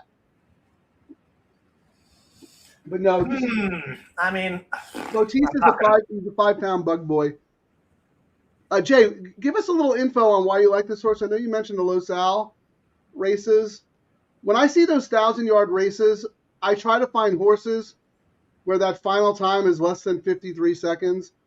This horse has run over the 53 seconds twice against cheaper company. So that kind of put me off a little bit. That Los Al race was grinding away at the end at 5 furlongs. So maybe the extra distance today, just put the horse in front with the bug boy. Maybe that makes the difference. I don't know. We love weight breaks on this show. I'll tell you that. But and it is a mile. Yeah. So. Yeah. But this horse has never been beyond like 5.5. Recently, it's just crazy. Well, and this is the beauty of this, Frank. If we're alive, when we're alive out of this race and we start looking at the will pays on the double, this might be one where we go, this is our risk in here. And, it might be one where we actually do a double 7 into the ones we really like in the next leg if it pays, just as a hedge. Yeah, we could. Well, I love the way Jay's approaching because, look, he's already looking to see what it pays to the 7 in the next leg. Spot play in the next is 80-1. He's going to use 7 horses here. Get over his minimum win odds. Then he's a 3-6 to the 7 for $4, and then 2, 5, 7, 10, 11. So he's got lots of coverage in this leg, and if he's right, that's the other thing. When you don't have to worry so much about it when it's a $2, but if you're playing a $5 double, you have to make sure that whatever you spend in the double, if you had just taken that money and bet your horse to win, you got to make sure that the double is going to pay way more than if you just bet $100 to win on the horse. I think we actually had that happen a couple of times at Del Mar where we were like, yikes, if we just taken all that money we spent spreading. Yeah, in one of the tournaments. Yeah. It was I forget. It was like maybe Tennessee Honey Bear or something. Remember that horse? Oh, that's right. Yes. Easy horse. I mean, I know the horse was like 8-5 or whatever, but like we spent a lot of money trying to, tie that horse in a lot of different combinations. We should just crush the horse to win. Shoulda, coulda, but we've learned. We moved on. I mean, if you don't learn from your last, mistakes. So here we go. Dan H on the pedigree angle for Jay's number 7 horse in the next leg. Smarty Nose can get the distance on both sides. He will add. Let's go, Jay. I am not going to add the horse in my pick 3, but like Ciaran said, we'll have the luxury of the double probables going forward into the last race where I have a strong opinion. I could absolutely use that 7 because the 7 is going to be a big bomb. But I don't want to pivot in the pick 3 right now. But the double is open for discussion. Double, I think we're absolutely going to be looking at what those pays are. Now, if you were to do a pick 3, I mean, we're alive to the 2 in here, so we probably don't need to pivot on the pick 3, Frank. But if we were to do 3-6 with 7, I'm just looking, pricing it out. If I was, and I really like for me the 8-10 in the next, I'd be looking at $18. I don't know if I want to spend $18 though. That's the thing, and I don't think I'm not comfortable enough in this leg to single. Yeah, I'm just looking at the double probables going forward to that. So with the 3 horse here to Jay's 7, 70 almost is like 75-1. Second highest on the board. The 5 is the longest shot on the board in the double. I mean, the 2 is the 2 is $10. The next closest is $63. I mean, they're betting the 2 in the next leg like can't lose. And I don't think the horse can lose, but that's what I'm saying. Do I just have so much tunnel vision that I'm, being lazy? Well, we don't have to do a pick 3, Frank. We could do a 2-3, 6.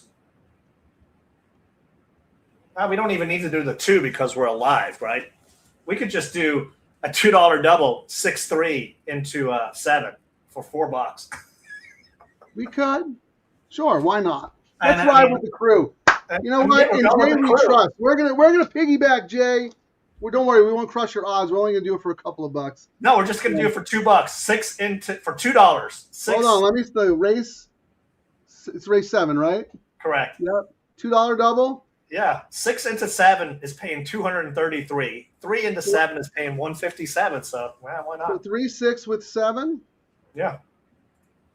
We're riding the J train. Let's go. All right. $4. I mean, but look. I mean, again, look, what we're talking about. We were never going to use that horse in the next leg, but we've got coverage everywhere else, and we're looking at the will pays. We're like, you know what? Someone's got an angle that kind of makes sense, and it's $4. And we can pay for our bets if it comes in. I know Jay is one of us because look at this is the kind of thinking he brings to the table. Like we talked about, you don't want to overbet yourself, right? He goes, normally I'd bet 20 to win on the 7 in the next and be done with it, right? But he can use 7 or 8 horses in this leg, only going to cost him $18, and he knows he's going to get better odds than what the horse is going to be in the win pool. So that's how you need to tackle these wagers if you want to be a serious horse player and make money in the long run. So I love it, Jay. You've been a great contribution to the show. Really appreciate you taking time, not just to join us, but to participate and help educate everybody, including us. That's why we do the show. Charlie Steinberg, a time song put Smith up. Awful trip last time. Galloped out fabulous. I agree. I mean, I have 5. I have the 5 on my backup ticket. Ciaran talked about the 5 as being a contender. And you have it on your spread ticket too, right? Yeah, absolutely. I mean, that, like I said, if I don't use Mike Smith, this is the kind of sneaky spot he would win on. And he would. Yeah, I mean, and well, time song ran on Breeders' Cup weekend, and I think we both really liked him that day. And he was a little disappointing, but he's got 2 okay races at Santa Anita, so maybe like one of these days he gets back at Santa Anita and he runs a career best. So I absolutely would use that horse. Here, SC3 talked about your El Rey Ray. I really want one of these days to win. I mean, one of my sayings I always joke around is, one of these days I'm going to win, you know, and then I got a chance to buy into the horse. I was like, how do I not buy into a horse? For the saying I say all the time. I was kind of disappointed when we, you know, put it up for sale, but, you know, that's how I think it is. you want the horse to lose, and you want Victor to drop the horse in for 25, and then we can get DTL Crew. We'll do a whip around, and we'll claim the horse for DTL Stables. Why not? Let's go. Talk about Ray again, Ciaran, because you mentioned that horse as well as a long shot play. 58 second workout, and you know when these two. They're off. I'm sorry, they're off. Sorry. We just have too much fun.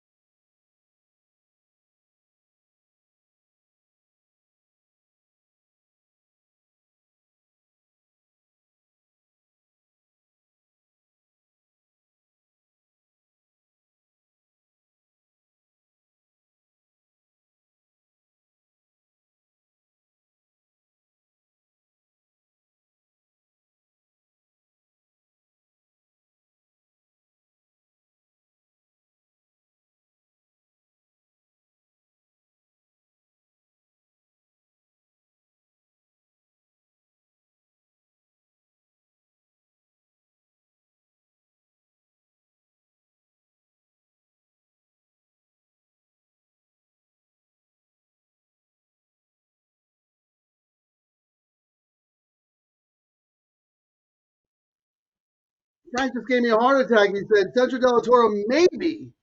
I thought he called him as the winner. Oh, Baldoro ran huge. I feel bad for anyone who had the 10. That was rather scary on that one. I was like, do I have that one? No, I didn't. Not the 10. No, we both had the 3 for sure. And I even had notes for it, you know, Diego for Powell, but I was like, a 7-year-old back on the juice, but I guess the juice, wow, like almost stole that race. Holy I think the 3 got it in slow-mo. There might be an inquiry here because they were not letting City Exile get through. I don't know if they were drifting in or there was just no spot. I would love to see the head on there. I'm pretty sure the 3 got it, but I don't want to say, you know, I don't want to jinx anybody. But yeah, I mean, 6 just had no hole. Look at this. We have Juan Carlos Carrasco from Venezuela representing. Thank you for joining us, my friend. Ciaran, we're international, man. Irish, Italian, we got Venezuelan, we got Chilean. All the horse racing countries that people forget about, you know what I mean? That's right. I mean, how many jockeys are from Chile and Venezuela, you know what I mean? Yeah. Like that's Brazil. Yeah, the South American racing industry is pretty good and pretty interesting. I would love to go to races down there. I mean, you saw all those jokes about, you know, the ex-president of Venezuela and his Breeders' Cup horses. Like, he was all into horses as well. Maduro, yeah. He was? Yeah, yeah. Oh, I didn't know that. But anyway, hope you're safe in Venezuela and everything's going well. We really appreciate you tuning in. Can I ask you a question? Because our other South American followers, especially one from Chile, said he can't watch the races or doesn't have access to seeing the race. Do you have the same case in Venezuela? Are you not watching the races? You're just stuck with us? Oh, man, I feel bad for you if that's the case. Yeah. Oh, she's right. Don't forget Japan and Australia. We do have an Australian occasionally in Andrew Brown. He hops on. There you go. Good call there, Terry. In Hong Kong, too. Man, they're taking a while to put this photo up. And there's got to be an inquiry. They don't say it. They're just saying waiting for the photo. So I don't know what they're doing. They're calling around. What do you think? Who won? It's funny. Miramari, when he said the horse, I was like, yes. And then he said maybe. He never says maybe. He has such a good eye. It's not even funny. 3. Yeah, I thought it was a 3 too. But it's got to be closer than we all thought. So how about that? Leonard Powell finished 2nd and 3rd. Thank goodness the Mullins came through because we're alive to everything now. Rispoli just that horse will be 3 to 5 next race. That was a horrible spot for him, unfortunately. Well, we get out of the leg by just barely. So who are you alive? They don't, Ciaran. They don't ask the winning margin when they're giving you your hundreds. What? So who are you alive to now on the all turf? How many horses? Oh, you're just alive. Are you alive to more than just 6, or do you have? No, multiple? I'm just single to the 6. I'm actually can't remember. But Ciaran, that was a Hail Mary pivot play. Oh yeah.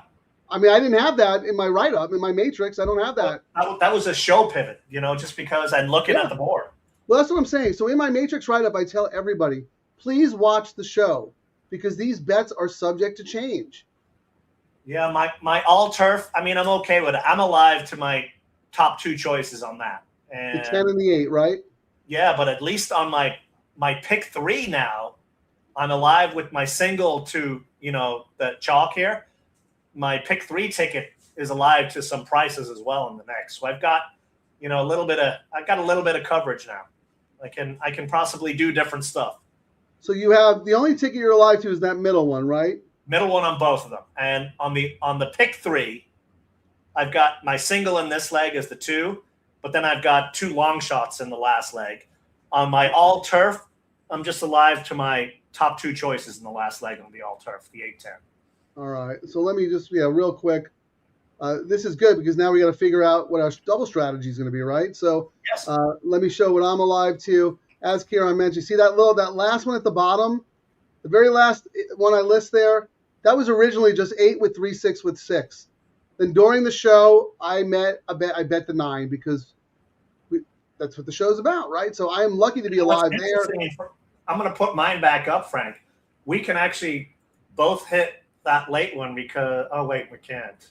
I can hit my pick 3 if I single here. Yeah, so I'm only 10-8 on the all turf. You win or I win with my 10-8 and your 6 on the tickets. Okay, but yeah, now let's look at the pick 3.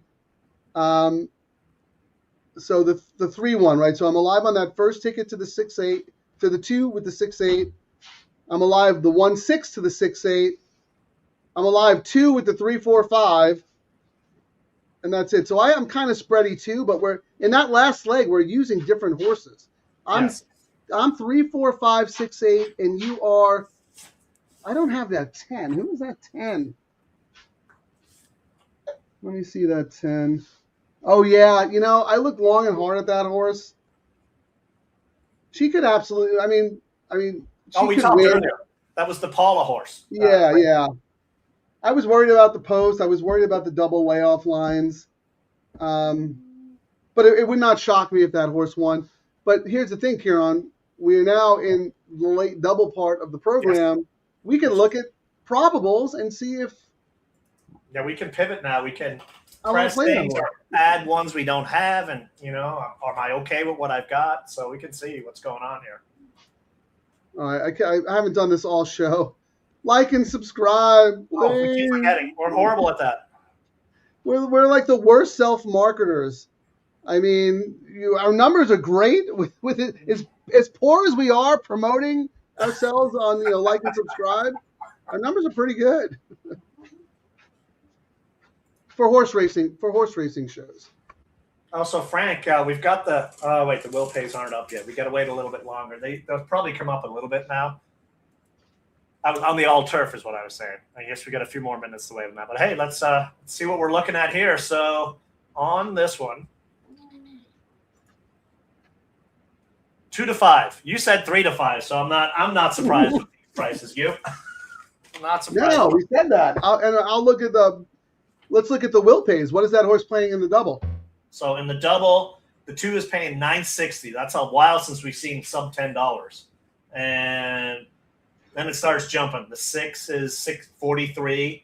The 1 is $74.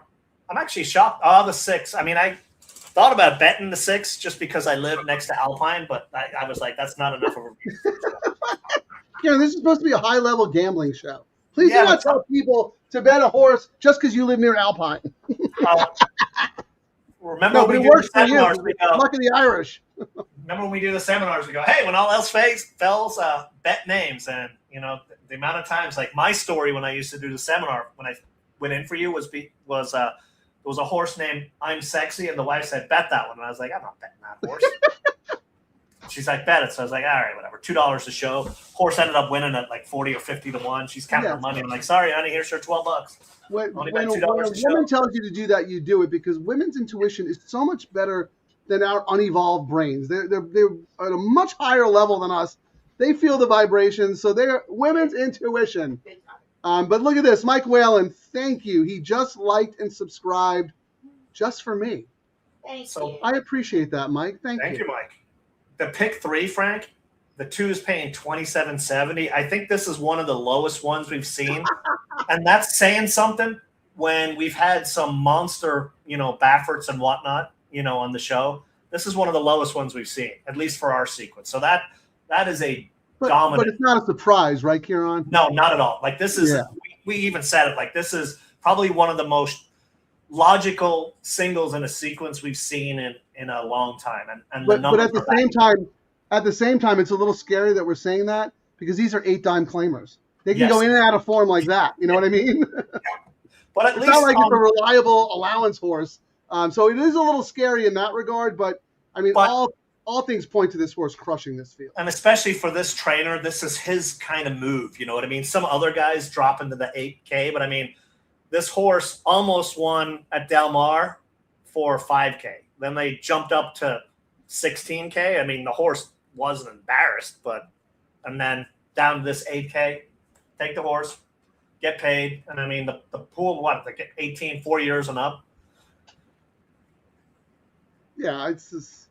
Plus, also, I mean, like I said, I don't want to feel like I'm being lazy or stubborn, but there's most horses in here are unproven at around 2 turns. It's like, or coming out of sprints at Los Al, just very, very tricky. Let's look at Jay's 7 here. He had a good comment. $4 double. Yeah, he's alive in the all-turf pick 3, 2 times to the. Oh, he's got nice coverage in the next leg, the nightcap. Yeah, the 6. Yeah, let's look at the 7. Did the 7 take any sneaky money in the wheel pays at all? It is it's the second most highest. The 5 is paying in the pick 3 $560. The 7 is paying $352. And the double, the 7 is paying $133. I mean, it's no money. Yeah. Now I will say, going into the next leg, Frank. Let's start doing that.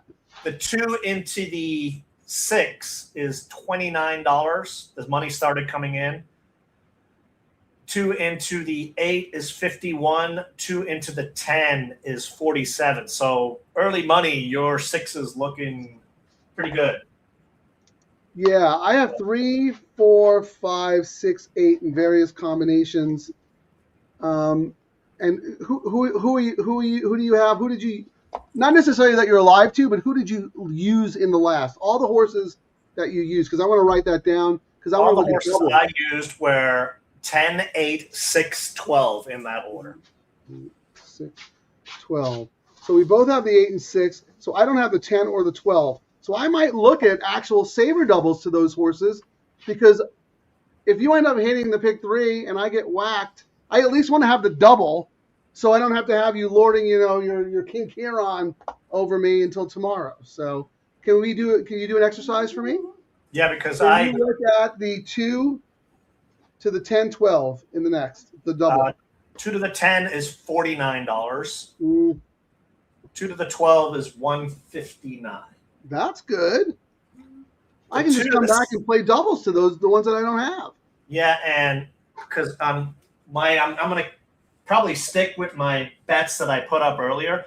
And one of my saver bets was the 2 to the 6, that I didn't have on my pick 3s. 2 to the 6 right now is paying $30. I'll have it 3 times. That's only $90. I might have to make it 4 times. Yeah, that's what I'm working on now. 2 with 10, and that's. Sorry, I'm just I'm putting my late double up this one anyway, so I don't forget. And then $10. So my big bet in this one was 2 into the 10 is $49. I was going to do that 6 times. I'm happy with that. I mean, the 8 and the 10 are both paying $49. Wait, you're doing it 6 times? Yeah, I'm doing it 6 times. I'm going to do it 7 times. So I'm doing a $30 double, 2 and 8, 10. So that's 6 times. I mean, I'm happy with 290. And then I've got a $5 saver double, 1, 2 with 12. So 1 with the 12 is 713. 2 with the 12 is 159. So I'm okay with that plan that I had. And then I was planning on doing a $10 double, 1 with 8, that's 288, and 1 with 10, 296. So my $120 in bet, I don't think I'm going to change much unless we see some money flow. I like the bets that I planned out earlier. Right, okay. I don't know why I'm having a math brain freeze here. $35 double, 210 just cost $35, right? Correct, Frank. That was when $10 double, 212 just cost 10, right? Yeah, the other day when you were like saying, Ciaran, your math's wrong. I'm like, Frank, you're trying to throw the bet in, like the $5, and how do I throw the 5 in there? It's so funny. If I have like a little brain lock on something, I'm stuck. So I'm like staring at this and I'm going, there you go. So here's my saver double. I'm doing it 1 extra time. Right? You have it for $30? Maybe. And then 212. Because I don't have the 10 or the 12 in my pick threes. I have a lot of other horses, and we have some of the same, but those are 2 of your horses who I don't have. So I don't want to get beat by them. No, that's why we do the show. I actually sometimes, I give you a lot of guff. Sometimes I actually do respect your opinion. Sometimes. And I actually my saver bet. I mean, I had the 6 on other tickets. If Rispoli was able to get out in the last leg, I'd have options. So my original can you plan put up what you have, because I don't see anything. My original plan was to. And we got to do a community. Yeah, because my original plan was I was only going to do a $15 double. 2 with the 6 is kind of a saver on my third choice, but that's paying 2 with 6 is paying $29, and 3 times it's like $90. I'm like, Why did you like the 6, Frank? Talk me onto the 6. I mean, I made it a third choice in that next leg. What is it that made that be the horse that you were going through?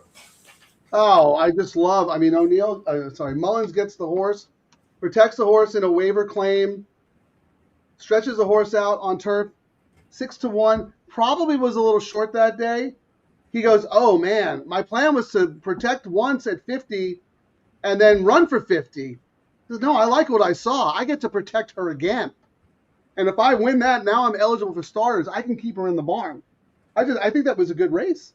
And I will say, I think one of the reasons I made it the third choice was until today, Barrios and Mullins were 0 for 9, but I think they won was it 2 today? At least one, not 2 back. They won that one. So the horse who was won Central del Antro or whatever. Yeah. So I don't know if they had one earlier, but they've at least busted that non-win streak. And what else did I say? I mean, this trainer's 30% second-time Lasix for a profit. And we talk about, it's one thing when they do well, but you want them to do well and actually be profitable when they do it. Plus, I mean, Mullins is just on fire. I mean, he's having a great meet. I actually was going to – I mean, I do have that horse singled on some tickets. I wasn't going to use anybody else, but I ended up also wanting to have some action on the O'Neill horse that you talked about, because I think we both see the same sneaky things in that horse. Well, we can put up two as well. I was messaging Scotty, so he said we could use their AI. So how about I throw up Equine Edge's AI for that last race, because I've been kind of playing around with that a little to add something new. So let me find that here. Let's share the screen here. Yeah, while you're doing that, I want to look at the imputed odds real quick in the last. Winika 3-1, Angelica Bay almost 6-1. Your 10 is second choice in the double. So funny, my 6 is not as much of a favorite as I was expecting her to be, but she is the favorite. And then it's Ciaran's horse, the 10, and then our horse, the 8, Angelica Bay. Okay, what do you got here? Let me hide my thing here. Hold on. This is our thing, and I mean, you can, based on our AI, you get the start. They'll tell you first call, second call, third. I usually just skip to the end, and then I'll go back and look. But they have the 6 slightly winning. 6, 8, 9, 10. I mean, it's pretty, pretty close there. Now, for the 6, they've got the morning line, and then they come up with their own, proprietary, whatever it is. Yeah. So they think the morning line is pretty legit there. Well, let me ask you this real quick, Ciaran, though. I mean, you came up with the 6, 8, 10 on your own research, Correct. and then you use this kind of as a complementary tool to kind of back up your opinion or maybe put you on a horse that you may have ignored, right? Yes. I mean, I use that. I use Race Lens too. I have a plan for the race, and then if it's vastly different than what I come up with, it makes me go, what am I missing here? Do I need to look? Am I got blinders on? Am I looking at something too closely here? Yeah. That's how I use optics as well. I do my own work because that's what I'm used to. Like I always say, if this were 20 years earlier, I would probably just use optics exclusively. But because I actually enjoy the process, and I have my thing with the racing form, I start there, and then I use optics as a complement to that. So we have very similar approaches. We just use different products. And then I like looking at their little thing here where it compares the morning lines. And for example, I tossed the number 4. I put it on there, and I think my notes for the number 4. What did I say on my notes? Hang on. What did I say for 4? Number 4, Ghostess. Up in class, jockeys 0 for 16 for the trainer. So I was like, yeah, I'll pass on that. You know what I mean? And when I look at this one, they kind of agreed the odds were going to go up. But looking at this 12 here, the 12 actually has a chance here. I mean, they've got your 6 at 21%, Frank. They've got my 8 at 11, my 10 at 15, and the 12, again, is the sneaky one. They have the morning line being incorrect. So I like seeing that. That's a validation to me thinking, hey, maybe this one's better than we all thought. That's why I am using the 12 in a double saver. I actually have the 10 is an X and the 12 is an X in my matrix. But I tell people you have to watch the show. We need real-time info to inform our wagering strategies. And then something I started using this week, I did like their seminar the other day, Frank. And, to get an idea, Scotty did like a live thing where he walks through the product. But they have an interesting thing here that we might be able to use in the next leg, a ticket generator. And you can when we get to the last leg, we can look at it. But you can blow out horses and give it, just a night versus us writing it down. Why don't we do it now for the late double? Why don't we do an exercise for the late double for fun? Let's try it for the community ticket. All right. Daily double. What do we want to spend? What's our budget? I don't know. $20 or $50 or what? What do you want to do? $50. All right, $50. All right. So you could just do one, caveman. It'll come up with something here. Yeah, you're like, all in all, $48. But we're going to go over here and we're going to modify it. So we think the 2 is a lock in first place, correct? Yeah. My B's are the 1 and the 6. I don't know if they allow you to do A's and B's and stuff. Let me start a new wager. So daily double, 50. I've only played around with it once, but when I played around with it the other day, I didn't like 2 favorites. It would have been probably pretty good for that first leg, and I ended up doing a $1 trifecta, I think, at Aqueduct by tossing a couple of favorites, and it paid $130. You got to change the denomination there. It's a $5 bet. Yep. All right, and generate ticket. So they're doing that. So which horse do we think? What horse do we want to blow out of this leg, Frank? Which horse do we say has no chance? I have the 2 as a strong A, and then I have the 1 and the 6 as like lukewarm Bs. All right, that's it. So why don't we blow? X and everybody else. But Jay has the 7, so we could use the 7. I killed it. I might have to play around with this more when we're not on the show, Frank. Okay, that's fine. Well, yeah, why don't you do that, and we'll try it next time. But what are we going to do here for the crew? All right. I'm looking at the doubles going forward. The 2 with the 6 is the favorite at 28. And the 6 is pretty heavy. Yeah, the 6 is The very. 8 is 49. The 10 is 52. And then everything else, 76 and 95, and everything else is over 100. So, wow. I don't know. I mean, I don't know either. And I mean, I'm like, your 6 was my third choice. I mean, but Mullins is hot, but I'm kind of hoping so that I can actually win my all turf that Mullins got his race for the day. hey, when you win 1, you win 2. Yeah. So how much time do we have here? We got Only 4 minutes. I do want to just see who people have real quick here. Let me roll through. I'm sorry, Tippy. That was a tough beat for Stacks. Mike Whalen, subscribe. Jeff, thanks for joining us. He's still, I don't know if the Patriot game is over, but yeah, we can be snobs. That's true. But I actually like the low sal horses, but I like to see a fast time, and I don't really like to see them going a mile, but that's just me. But I'm not a snob about it. Payouts for the 7 are big, yeah. Coast to Coast is a carryover. We might have to look at that. Kimmy the Kid in the house. Charlie, here we go. Ciaran, $5 daily double, 1, 2, 7, and then spread. Watch out for the 3 and the 7 in the next leg, I think. Equine Edge is a 29.0. There you go. Look at that. Expires January 31st. Okay. Oh, yeah. Actually, they gave me that. I meant to put it up. Sorry, my bad. Hang on. I'll find it. I'll find it here somewhere. I had it. We got to do something for the DTL. So why don't we just do... Yeah, I got it here. They gave me this. I'll screenshot it for us, Frank. They did actually. They had a share screen right here.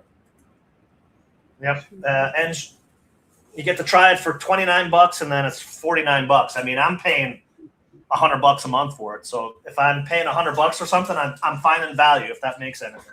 And it usually only takes, the way I look at it when I pay this stuff, 1 bet pays for a month, and I get more than 1 bet's worth out of it, if that makes sense. Here, we got someone else from Venezuela. How about that? Hey, Frank, so what do you think about just doing a saver bet and not spending a lot of money today when we just use the 7 with our 3 horses in the next leg? I think let's do that. Let's support Jay.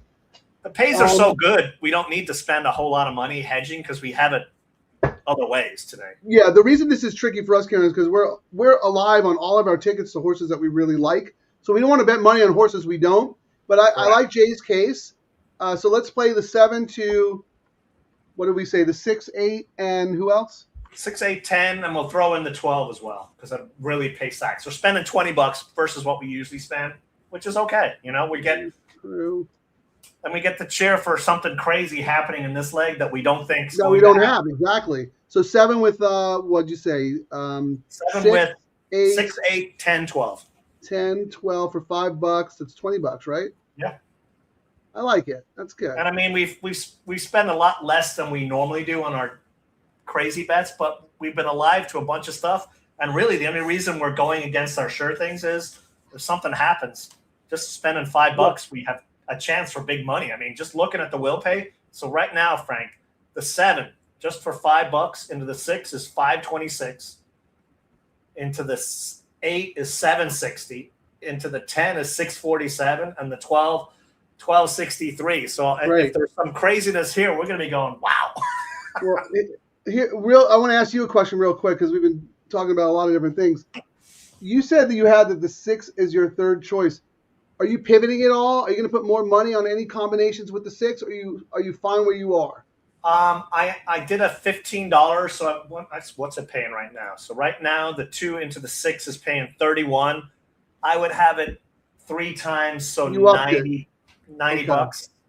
Okay. That's kind of lame. It is lame, but I'm debating whether I not do it at all. But I don't want to. I want to cheer for you and have a piece of it as well. And Yeah, you don't want to overspend on a horse that was your third choice, right? I don't want to overspend. And you know what? If I get blown out on all of my tickets, I spent 130 on my double, and I made $90 back. So I still get to collect some money and fire away tomorrow. So we got tomorrow. They're loading. Yeah, we have a show tomorrow, by the way. And as Terry says, like, subscribe, invite friends. We welcome all at the DTL. Absolutely. We like to gamble. We like to drink. We like to have fun. We love the horses. That's what we're all about. Some people just watch us for the entertainment. It's like the Abbott and Costello of the 21st century, man. Yeah, I mean, you guys just tuning in. This is what Frank put up while we wait for the...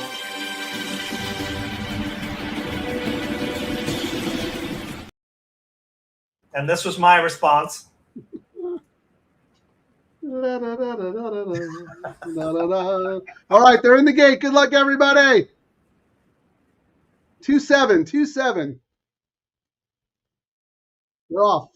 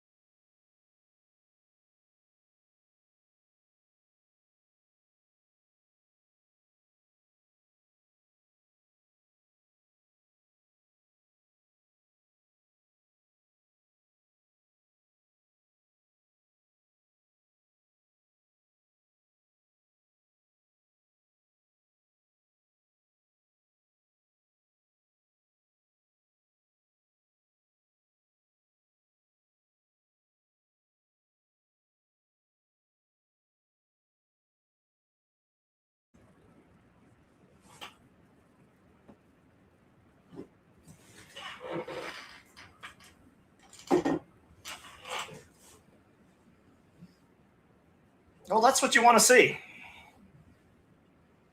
That's how the 3 to 5 shot's supposed to win, Ciaran. I mean, that was a gift on that horse. And, you know, you're going to have people who say, Jan, you guys picked the 3 to 5. But if you structure it with in and out of bets, you'll turn that 3 to 5 into 2 to 1, 3 to 1, 4 to 1, even more maybe. Well, yeah, here. Let me see real quick. Where's my... Look at that first line. I have a $9 pick 3 going. So I have it 3 times. I don't know. Maybe it's still going to pay lousy, and I should have played it a lot more. Have it 3 times, you know? And we're... What did we say, Ciaran? We said it was pretty formful?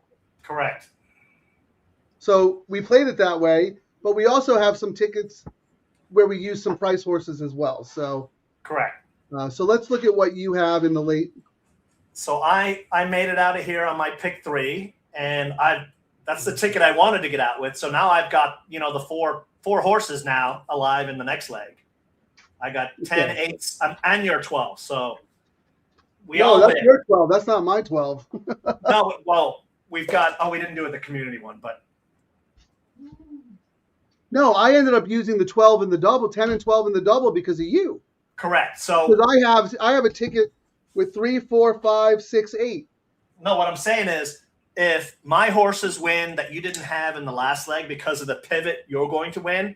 Correct. And if your horse wins that I pivoted on, I'm going to win as well because I've got a different way. So, I mean, that's the beauty of stacking up these bets and, you know, using the information and, you know.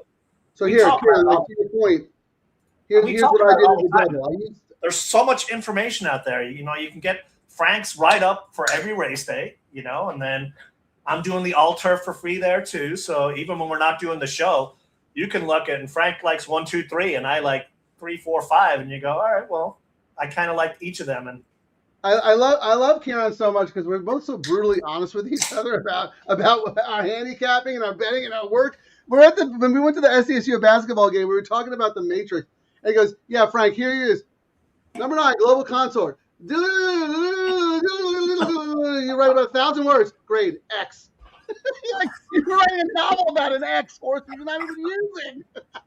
Yep. And I was like, you know what? You're so right, because I feel like I have to make such a strong case against the horse because I'm Xing the horse. So I end up writing more about the X's than I do about the A's. Yeah, I mean, I will say the example on today's, Frank, where did I put my write-up? Here. So, like, the example on this one for today, it even made it onto my sheet. And I talk about, like, when I do, you know, a write-up, I'll show you right here. So I'll just share my screen to give you an idea what you know what I mean, when I'm looking at, so you can make sense. Like, right definitely. here. Hold on, let me hide this. Go ahead. So there's my write-up here. So, you know, down on the bottom, I go through, you know, and I have the ones, and sometimes when I look at this, I'm like, well, I thought enough of the horse to write about it, you know what I mean? So that when it comes to the day, you know, the actual race, I'll go, well, you know, I'm trying to find other things. Maybe I'm doing an exotic bet, but I tossed the 4 because I was looking. I was like, this jockey is 0 for 16. So, I mean, that was kind of – but when you would write about that, Frank, you would probably come to the same conclusion where you weren't using the 4, but there'd be like 14 lines of writing. Yeah, exactly, in 4,000 words. And you're right, Ciaran. It's just so right. I think to myself, every time I sit down to write, I was like, I'm going to keep it lean and mean, lean and mean, lean and mean. And then I ended up writing – I write a novel about because when Frank came to the game, we went to triple overtime. What was the game over at 11 o'clock at night? And Frank's like, man, I got to go home and write this novel. And I'm like, what? And that's when I was like, dude, why you just say X? This horse has no chance. Next. But when you say this horse has no chance, well, 14 years ago, he ran in a grade 1 and blah, blah, blah, blah, blah. No, I write here. This is how my analysis would go. Number 1, flight line. Best horse in the race, grade A. Number 2, $8,000 claimer, so-and-so. Well, this horse is stepping up in class. If you go 18 back to 2021, you'll see that on this racetrack, it was 81, grade X. Yep. All right, let's see. Oh, I forgot to look and see what we were looking at. Let's look at the will pays on the all turf. Now we can look at all that stuff. Yeah, so all turf pick 3. How about this? You guys are the greatest. Thank you, Nando, for joining us. Wow, Frank. Interesting. So all turf pick 3. What are you alive to, Frank? I have to call it up. Let me see. I don't need to put it on the screen. The 6 is the favorite, paying $155. That was my pivot. So that's gonna how much? 155? 155. Yeah, but you know what I spent on that bet with my other combinations? Because 130. I only played the 9 at the very end. Yeah, but you got $102. So I'm not going to do well. I'll make a profit, but you're actually getting your stake back to fire away tomorrow by a pivot live on the show, which is, and it didn't cost you. What did that ticket cost you anyway? How much extra? $12? No, $6 because it was 9 with 3, 6 with 6. So that $6 pivot saved you $150 if you make me $30. You're right. You know what? That's a very good point. I wasn't going to use the horse, so I was going to lose the money. Now I have a chance to actually win a little bit. And then so that's what I'm alive to. What are you alive to in the all turf? The 10 is 320. Nice. The 8 is 340. Nice. The 3, which is interesting, is actually the third choice at 331, Frank. I didn't look at the 3 at all. Did you? Wait, I thought I asked you who you were alive to in the all turf. Oh, all turf. That's the one I'm pulling up right now. I'm alive to 8. Oh, I think I'm only alive to 8 and 10. Wait, I thought you just gave me the number for the all turf. No, I gave you. What's your question, so I can make sure I'm answering you correctly? You gave me $155 to the 6. You asked me who I was alive to in the all turf. Oh, you're alive to 6. Is that it, or you have more? In the all turf. In the all turf, correct. Right. But I thought you gave me the numbers. Yeah, 155 for the sixes. Right. So who are you alive to? I was writing down numbers, but I'm alive to, and let me pull it up. I know one of my. I think you have it way more chance of hitting than I do. Let me see, because I know one of my main tickets got knocked out. I'm alive to. I had 4-9. 6 went down, so I'm alive 4-9. I'm just alive to the 10-8 on my altar. Okay, and they're paying 320 and 340. Correct. 340 and 320. Yeah, those are really good. Okay, so now let's move to the late pick 3, right? Correct. Let me go there. I am alive to 3 times to the 6 and the 8. I am alive. You're alive 3 times to the 6, so 3 times. 6 is paying $48 on the pick 3. So 120. The 8 is paying 78. So 78 times 3. That's not okay. And I also have 1 time to the where was it? 6 with 2. 1 time to the 3, 4, and 5. 3 is 129. Ugh. Oh no, 188. 4 is 129. And 5? And 5 is 798. That's your sweet one. Yeah, but the 6 I have 120 in the pick 3, 155 in the all turf, and then I also have a $35 double. But let's go through your pick 3s. Who are you alive to? You have spread here, right? I'm pretty spready, I think. Let's see on the screen. Good. I'm alive to I've got 6, 8, 10, 12. 1 time though? Just 1 time, that's it. Yeah, 6 and 8's that's not going to be good for you. But what are the 10 and the 12? Pick 3, 6, 8, 10 is 145. Okay. 12 is 516. Yeah, you need the 12. I'm actually, even though the 6 is the shortest price, I've got it everywhere. What does the double pay with the 6? Double with the 6 is $31. So I have that. I have a $35 double. So what is that? I have it 7 times. Yeah, so that's another 200. I'm like close to 500 if the favorite wins. So I'm okay with that. Favorite wins, and you'll have money to gamble tomorrow. No, I'll make money if it's 500 plus because I have it. That's what I'm saying. Like you'll have some money. Yeah. Right. Come back and like actually gamble a little bit. Yeah. So that's the point, Ciaran. That's why we structure our tickets the way we do, right? We have horses we think are going to do well, and we press them a little bit more on tickets, but then we've got coverage with other horses. And look, you've got a couple of chalks that are paying pretty handsomely a few times. And I'm alive to the 10 and the 12 in the double only because. Oh, actually, no, I didn't. Yeah, I'm alive to the 10 and the 12 in the double because of you. So you know what? Hold on. The 6 is not good for me because I don't think I played the 6 in the double. I don't think I came back. No, I played a $35 double, 210, and a $10 double, 212. I did not come back and press. So. And I was going to press mine as well and decided not to press because I was like, you know what? And we even talked about it. I was like, it's paying $30. And I was doing it 3 times. I was like, I'll be okay. Just, if it knocks me out of my other bets, at least I get something back. Sometimes, we get sidetracked when we make mistakes. I needed to look at what the will pay to the 6 was paying and played it for $50 the double. Instead, I was worried about playing a saver double with your horse. Whatever. I mean, it's fine. This is a learning process. We're in the moment. We got a lot going on. I feel like if we were at the track and focused, I absolutely would have had it. And I still think, even for the chalky nature of this, these aren't horrible pays, if you know what I mean. Like, they're pretty decent. And in hindsight, if you are hammering this double, like a 3-5 over what's probably going to end up being a 2-1, Frank, and we do the will parlay, it might pay $15. And there's people out there who probably hammered it $50, $100, $200 on this double, and they're getting, $31 pay. They're getting exponentially better odds than they would normally get. Yeah, they're still good, but I should have like a $50 double. I mean, those are my two strongest opinions of the day, and I'm gonna make a little bit of money instead of making like $300 on super chalky combinations. And I'm just trying to put up the order of finish for people of the last race. 2, 6, 4, 3 in race 8. 2, 6, 4, 3 order of finish. Man, maybe Santa Anita let us show for our South American peeps here. That would be fun.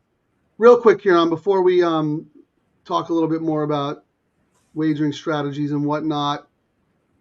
That was beautiful. Yeah, that 2 romped. Turf pick 3 misbetting. Idiot. Be live to 10. Yeah. Well, I'm an idiot because I'm not making stacks on my 2 strongest combinations. Dan H. Yeah, we have the O'Neill. That's the 8. Yeah, I have the making any money. He's taken. I mean, the 6 has got 15,000 in the win pool, Frank, and the 10 has got 10K. And what about the 2? I mean, sorry, what about the 6? The 6 is 15K. The 8 is 10K. The 10 is 7,200. Okay. Larry D always slides in right at the end there. He just slides right in. He believes Kurt Hoover says he has the ticket to the pick 6. Not saying what horses his ticket is alive to. Okay, I love Kurt. I hope he hits it. But Larry, my question to you is why are you watching Kurt Hoover when you should be watching us? Yeah, come on, LD. He's muted now. Don't take his message down, Frank. No. Right, here we go. You want to know who won race 8? And again, I put it up in the chat for you guys to see, but I'll say it came 2, 6, 4, 3. Here we go. Jay, the will pay to the 6 and the 8 in the all turf, shockingly high. Yeah, that's the beauty of the bet. Yes. $3 minimum, 15% low takeout. It's juiced in our favor for a change. And, the other thing that I see a lot of people complain about, it's all around racing. I mean, I'm just throwing a number out there. It's not the exact number, so don't, but it was crazy. It was like something like 41% of favorites have won, the last couple of months. And people are like, there's just no value out there anymore. And I'm like, hello? There's lots of value. If favorites are winning like that, press them on some of these bets because the low takeout boosts your return even more. You're getting we've seen pays. The worst chalk on chalk has still paid more. It is the difference between a winning and a losing day if it chalks out and you have it. Because your dollar is worth 85 cents instead of 77 cents. That's a big difference when you're betting hundreds of dollars. Okay. Watch out for the 3 or the 7. Love the joking around. It makes my day go better. Yeah, you know what, Charlie? Thank you. Ciaran and I like to bring the sense of humor because this is such a tough game. And if you don't have thick skin and you can't laugh at yourself, challenge yourself, we don't want to be the sour guys at the racetrack, man. We don't want to be the sour guys. We like to bring new people into the sport. We like the young energy, but we're old school at heart, but not in that old, I grew up in New York, the aqueduct degenerate sitting on the bench like this. And then trying to pick up losing tickets to see if they're winners. Don't want to be that guy. Anyway, well, thank you. You guys bring the energy too. That's another thing. You guys get us. We're all in this together. We're all cut from the same cloth. So Frank, which horses are you alive to on all your crazy? You've got what, 3 and 5 that you need? I have, in some iteration, I have the 6 and the 8 for sure. Then the 3, 4, 5, 10, 12. Okay. I don't know what's best for me, though. I actually think I thought it was the 6 because I should have whacked that double hard. No, I think the 12. It's 12, actually. Oh, you have the 7 as well? No, I didn't say the 7. Oh, so you 12, 6, 8, 3 is what 3, 4, 5, 6, 8, 10, 12. Okay. Who's the 7? I don't know. I misheard it. Oh, okay. You guys are the best horse racing show, and opinions all over the place. But good information, sensible reasoning. Yes. The opinions are all over the place because Ciaran feels like he has to talk about every horse in the race. Correct. Texas Larry in the house. Sorry, hold on. Texas Larry in the house. John, what's up? Really like the and a slump? No, we won't have any talk of slumps on this show. All you need is a blue? What do they say in baseball? A blooper and a blip or something like that. Ciaran actually made me include the 12, and I'm glad I did. I don't know. That's a long layoff. I liked the horse a couple of times before, beaten favorite, but Rispoli, right? McCarthy and Rispoli. It's you got. Yeah, my thing with this one when I looked at it, I always Rispoli's on fire, but he's strangely enough not been winning for his guy McCarthy. You know what I mean? They usually were winning everything under the sun, but this is his first time on this McCarthy horse, which is. When this horse was racing March, April, May before it hit the bench, this was when Rispoli was riding a lot for McCarthy. And, back in January when Pratt came out, Pratt actually hopped on this horse as well. But what interested me here is favorite, almost favorite the last 3 races and did squat. And here we go today. We're going to get a big price. And I can't tell you how many times I've seen horses that everyone bet, and it's almost like when you joke about the Scatoni off angle. Comes and blows them out of the water. So I was like, in this kind of race, I really like 2 other horses, but on one of the tickets, I got to use a. Well, let me ask you this, Ciaran. Does the long layoff and the post bother you at all? I mean, you're getting compensated. Totally. That's why it was on my backup ticket. The post is horrible. You know what I mean? But it was like not horrible. Well, you got So, here we go. Thank you, Nando. I should know this. I played baseball for half my life. Bloop and a blast gets you out. There you go, John Allwell. Keep the faith. A bloop and a blast. 12 is very good value if you consider the fact that the horse was 7-5 and 2-1 favorite the last 2 times she ran at this level. Now, granted, she's coming off a long layoff because something obviously went wrong in those 2 races. But if you go back to her Santa Anita races, earlier of last year, third. Now she gets a little more ground, right? Those are at a mile. This is 9 furlongs, right? That's the other thing to consider. These horses who are coming on late at a mile now get an extra furlong to play with. So I thought this was a good race, really cool race for a maiden 50. I'm looking here trying to see if we're going to throw some more money away on a trifecta here, Franklin. All right. You want me to get the tool out? You can get the tool yes, out. Terry, we're doing a show tomorrow, just FYI. Monday holiday racing at Santa Anita. We will be on again for the all-turf, probably around 2:10 again. And one more, really, speaking of Kurt Hoover, FanDuel app has been crashing for weeks now. Not surprised at all. This industry just can't get out of the way of itself. But that's why you need to have multiple ADWs. No. All right, Ciaran, what do you want to know? You never know what's going to happen. No. You have to be prepared for the worst. The best is on Derby Day when it's like, every.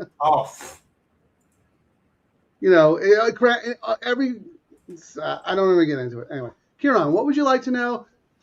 ExpressBet has a wonderful trifecta probable tool where you can actually put in the combinations you're considering and see what the potential pays are. Absolutely fantastic. I'm not a trifecta player, but Ciaran and I like to use it to have a little action on the show, but also to see if anybody's taking sneaky money. So what do you got, Ciaran? Let's try 12 over 6, 8, 10. Okay. 12 over 6. And then the 8, 10. 8, that's the favorite combo in this iteration. $580 for 2. Wow. Oh, this so is that's half that, $250. So that's not too shabby. And then what was the other one? The 10, 12? Yes. 10 is I'll just give you the dollar pay. $300 for $1. And then the 12, the 12 is on top. So 12, 6, 8, 579, half that, and 12, 6, 10, half of 636, so $300. All right, Those are good. because I'm going to share the screen. I've been trying to play around with that Equine Edge ticket generator to see what we could do with the budget. Go ahead, man. That's why we do the show. So I was doing this right here. So if we did 6, 8, 10, 12 on first with 3, 8, 10. I see. I don't have your 6. Your 6 has to win. I got to put the 6 in somewhere. Generate ticket. Oh, 35. Numero 6, the 6. Your 6 either wins or comes in third is what I was thinking. So we got 6, 8, 10, 12. Oh, wait, hold on. Why? That is ridiculous. That's such a ridiculous thing to say. Because if it can win or finish third, you're telling me it's not going to finish second? Can't finish second? You know why? The logic is if I put it in second too, the ticket gets too crazy. You don't have to use my 6. Just don't use the community funds to place this bet. All right. Actually, you know what I'm going to do? I should modify it. So, what are you trying to do here? Let me see. I'm trying to spread around and. So wait, start over because I'm trying to blow up my screen so I could see it better. So you put in how much you want to spend, right? Correct. So I upped it to $40 now, and now where did those selections come from? Did you pick those or did the computer? I just put them in. Yeah, I had to generate a ticket, and then I went through and blasted out some and said, yeah, we're not using that one. You know what I mean? You see the X's here? Like I'm not using 5, 7, 9. Okay, you know what I mean? So you're Xing out horses you don't want to use, and you're checking horses you want to use in each position. Correct. So and then it generates a ticket for you based on your budget. Correct. Okay, so that's cool. I'm saying in the first leg, I'm going 6, 8, 10, 12, in first position.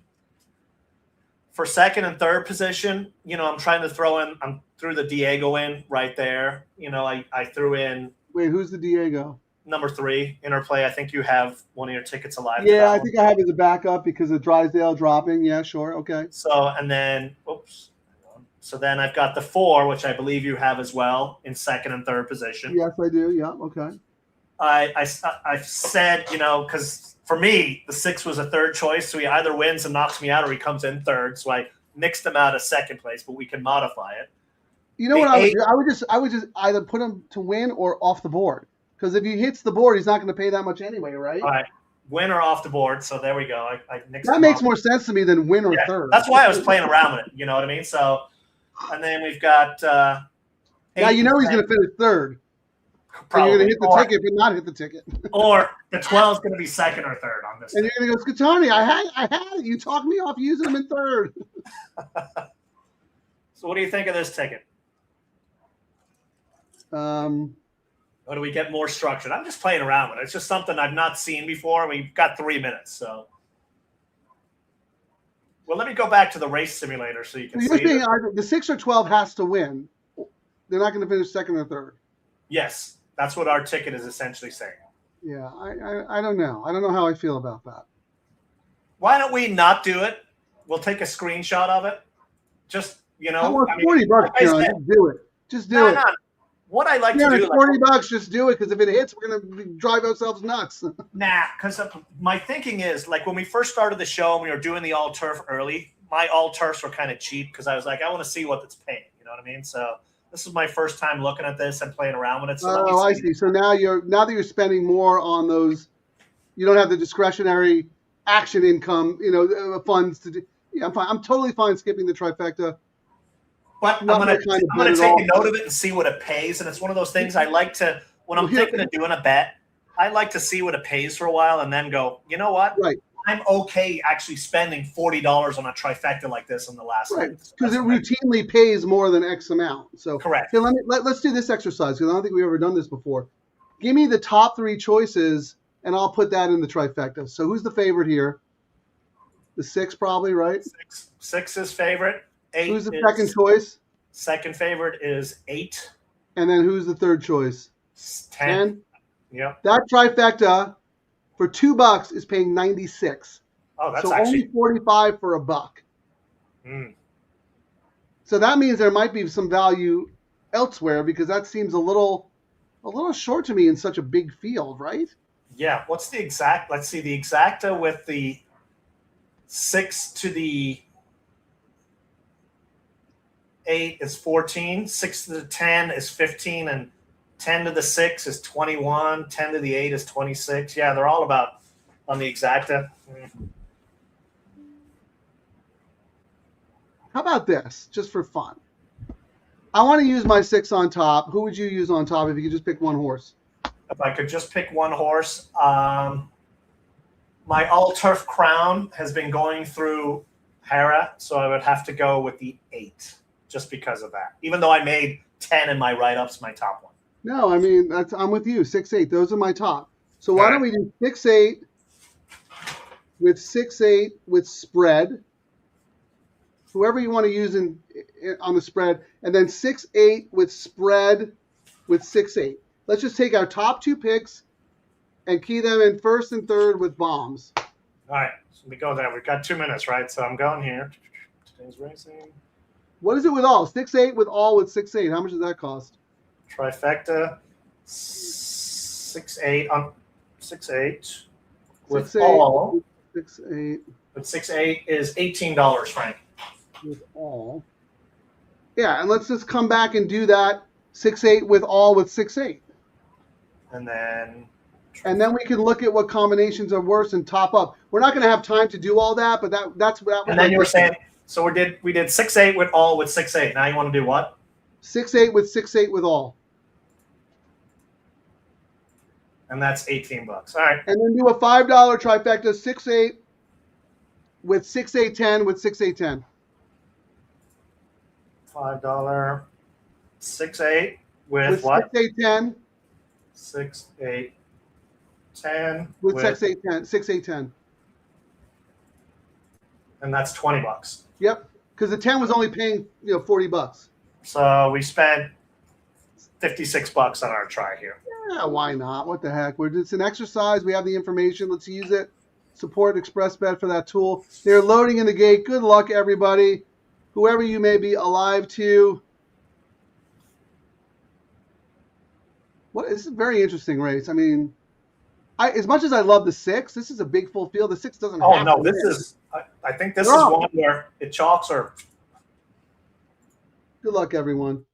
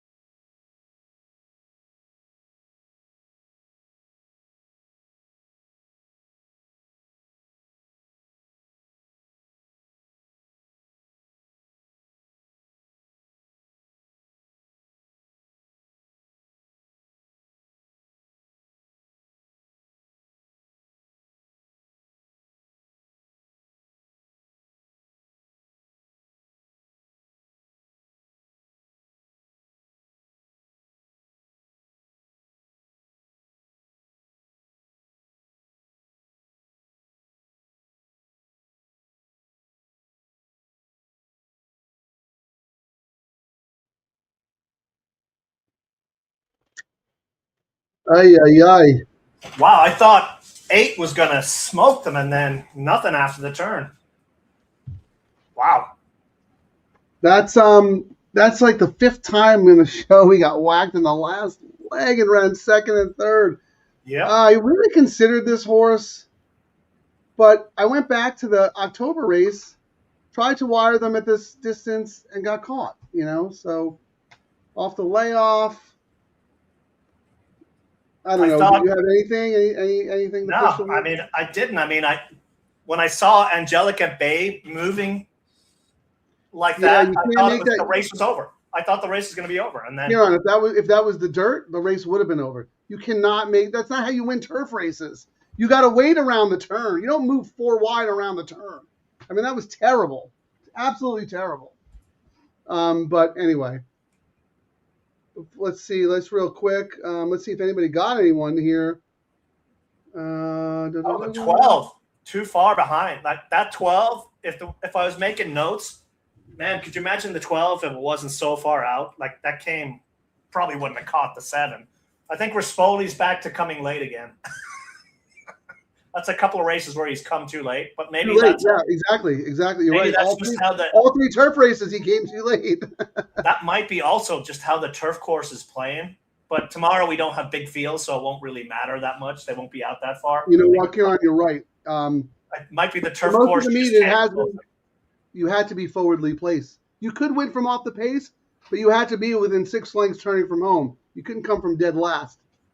I will say 7 looked really great in the paddock. Okay. Hope you had it. I don't know what that means. I'll come back to that. 7 just dropped 7-1 from 9-1. Yeah, that was probably the late CRW money. Extra fantastic show today. How about that? Ciaran right about making 3 to 5 shot. Man, if we'd done all with 6-8, Frank, we would have been. Our trifecta was almost there, if you know what I mean. Well, what did it come? 7, 8, 12. Okay. So spanked the 7 and 8. Well, good for you, pink derby hat. Got the 7 mark. Good for you, Ciaran. Janet wants to know what your shirt says. Can I I get it, Mark. I saw his, if you've not seen it, his show that he put on ours. Where's your video there, Frank? This is Frank.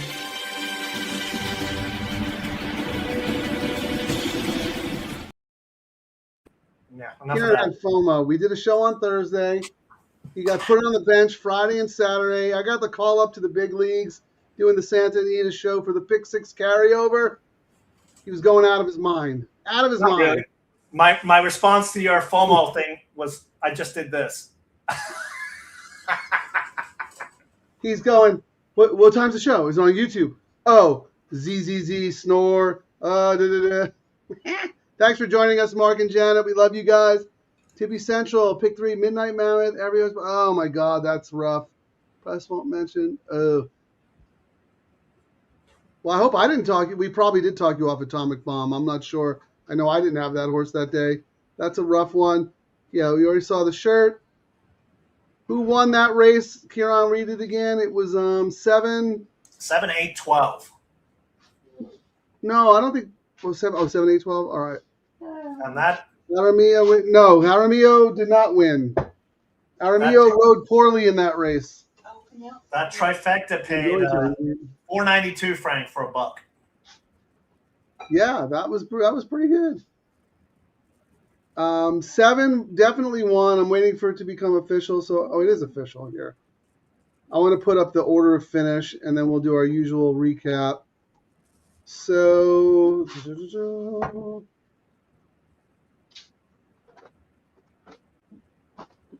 okay, here we go. So, the winner, order of finish, like Ciaran said, 7, 8, 12, 10, 9. So, race 9, 7, 8, 12, 10, 9, order of finish. I love it. They're betting and they can't even see the race. They are my kind of people. Love you guys. Yeah, Jay, good for you. Got the all-turf pick 3 2 times. That had to pay well, right? This horse was, what price on the line? I'll look right now. It was, 12-1 on the morning line. Hey, good job for Escobedo. I think he's a good jock. I like that he's so aggressive, and that's what you needed to win that race. How much? $555. Jay had it twice. Good for you. You make a dime. My man. What? Jay, you'll come back anytime.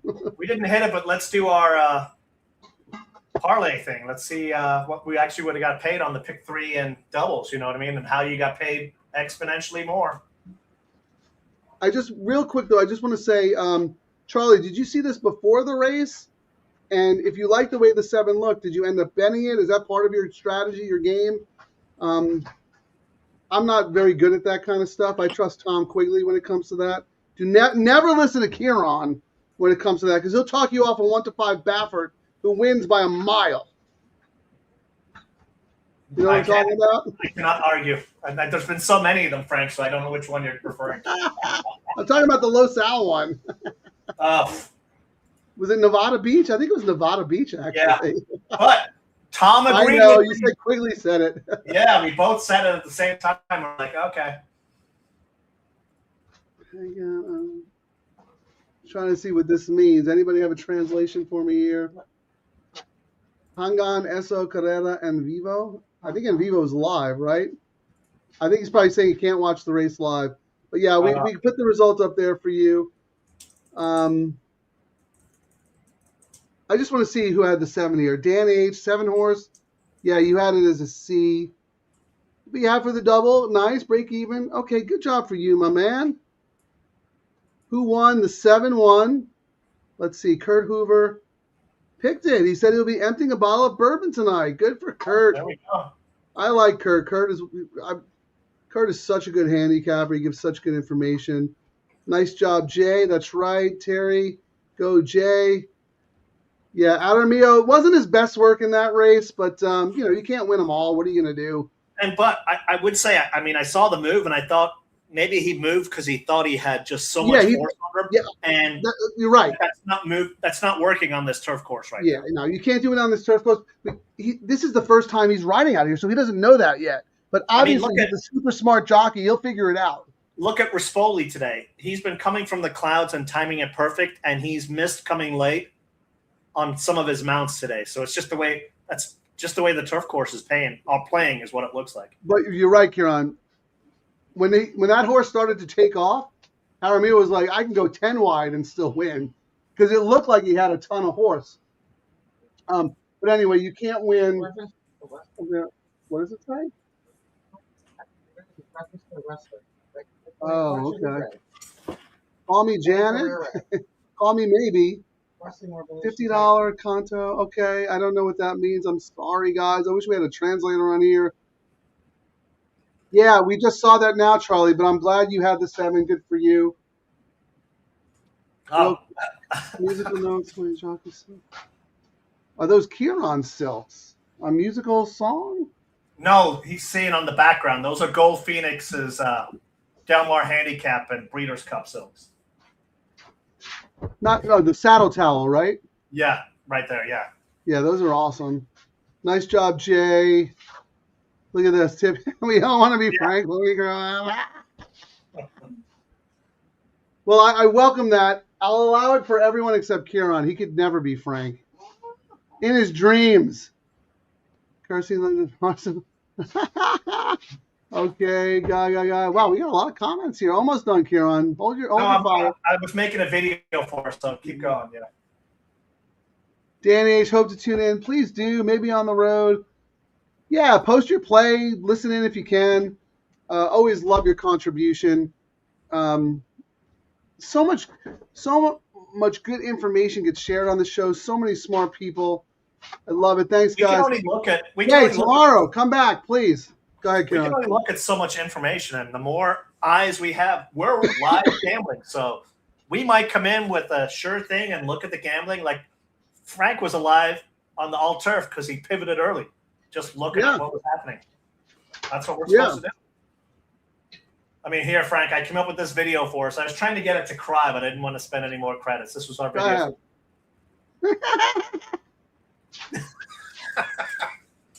No money left in our wallet. We got to fire. Tomorrow is actually the get out day tomorrow because we that is the real get out day. You'll have to post that on X as well. That's the other thing about this show. We're not going to claim that we had 5 winners, when they were our 9th choices. We hold ourselves accountable. We put all of our wagers on the chat, on the screen. We have a communal wagering fund that we gamble from. We do our own side bets. You guys are firing away. We're going to need a bank loan for that community one soon there, Frank. We're going to have to re-up soon? Yeah. Uh-oh. What have you been doing, Ciaran? You've been playing Australia B tracks? No, I've been, hey, let's do a $20 trifecta. The next thing I know, we're doing all with 2 horses, but all, and then there's $60 gone. So, but, hey, I know those action bets actually, they add up, man. They really do whittle away your bankroll. That's what we're supposed to do. Actually, we got to do our win parlay, Frank, while we have everyone here to prove yeah, let's do it. Let's do it. This is the best. These low takeout bets pay the bomb. All right. Calculate a $3. What are you doing first? The late pick 3? Yeah, let's do the pick 3. Horses not paid. Okay. 680. Yep. 320. Wow. Yep. 1720. All right, let's see. How you doing on win parlay? What was it paid? Did anyone hit the late pick 3? I know I didn't. 140. Paid 180 with that 2 dominant, Yeah, 2 really short horses. Still paid paid 20% more is what we're telling you. You're turning 3 to 5 into, 3 to 1. You want to do the double? Yep.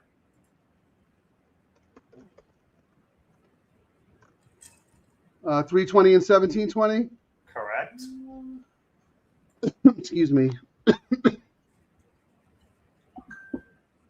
68.80. 87.50. It actually paid more than it usually does. It paid 25%, 20% more. Yeah, you were thinking maybe like $10 more, but that's pretty significant when you consider a $3.20 horse who couldn't lose won the first leg. Okay, so let's do a $3 all turf now, right? Yep. Let me find that. All right, you ready to race 5? Yep. 580. Okay. 680. And 1720? And 1720. Yeah, I know he said it was five something. 555. Yep.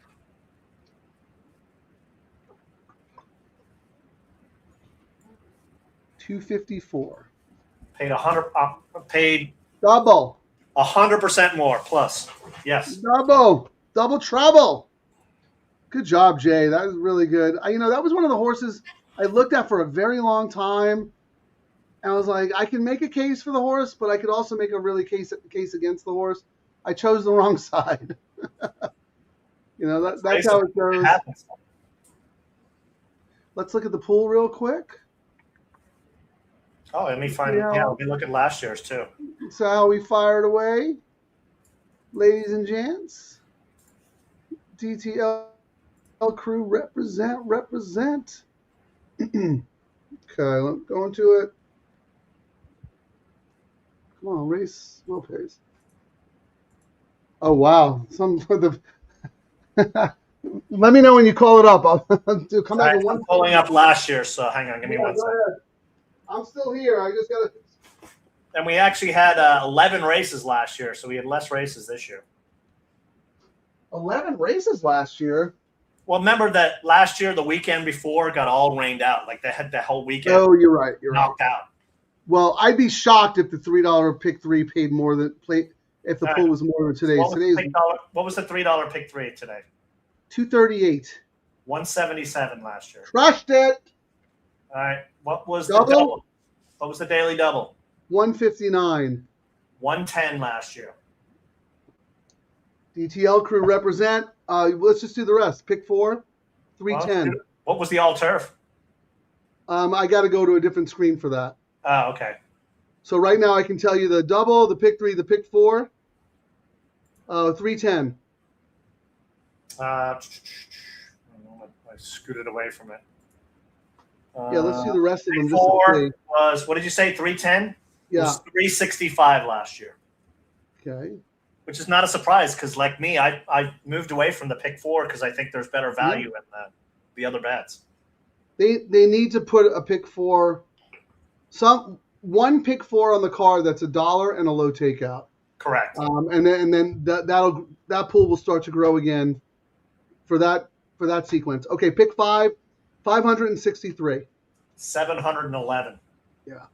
But remember, there was 11 races last year. So, and they had been rained out the weekend before. No, Ciaran, what is this telling you? All the other pools are down. Our pools are up. Correct. I mean, we're I understand a big part of that is because the sophisticated money is probably going elsewhere. But the retail players are showing up, and we are supporting the double and the pick 3 with our money. We're playing these wagers, and we will continue to play, and we will grow them. So let me see if I can get the. Yeah, I was trying to see if I could find the pool number where I don't see it. It'll probably come out later. I don't see it right now. I think I can get it on Express Bet. I just got to give me a second because I have to go to a whole different screen. Okay, pools. Let's see. Turf. Give me 1 second. $3. Pools. 126,000. All turf last year, 90,000, Frank, 33%. We're growing it every day, Ciaran. Growing it just a little bit more. And if they do a turf and dirt low takeout double for us after that first leg, it'll grow even more because people can use, you can bet a little bit more into the next leg. If you're out, you can hedge a little bit into the next leg that starts usually the pick 3, and it would be like the ribbon on the horse player's present from the track. I love it. All right, let me just roll through the rest of the comments, and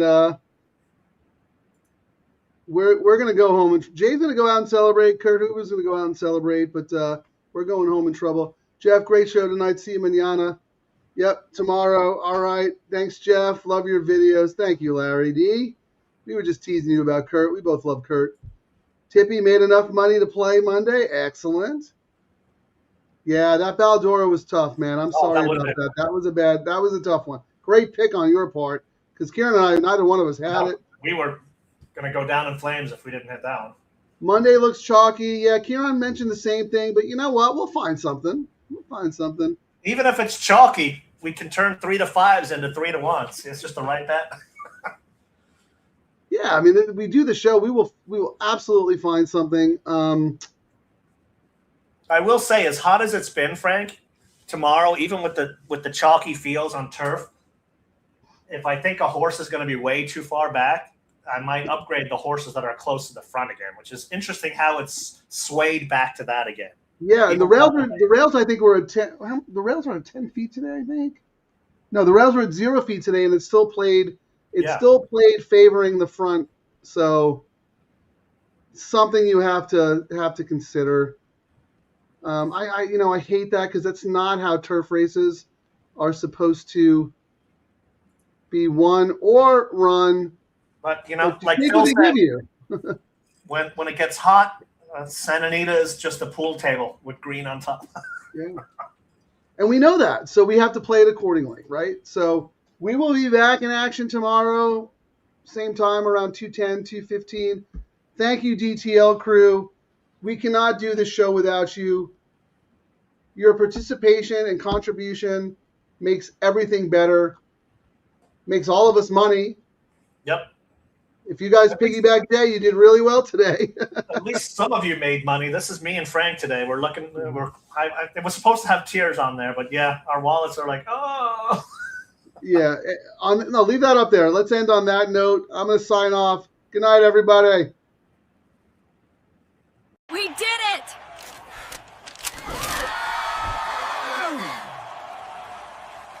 Unbelievable.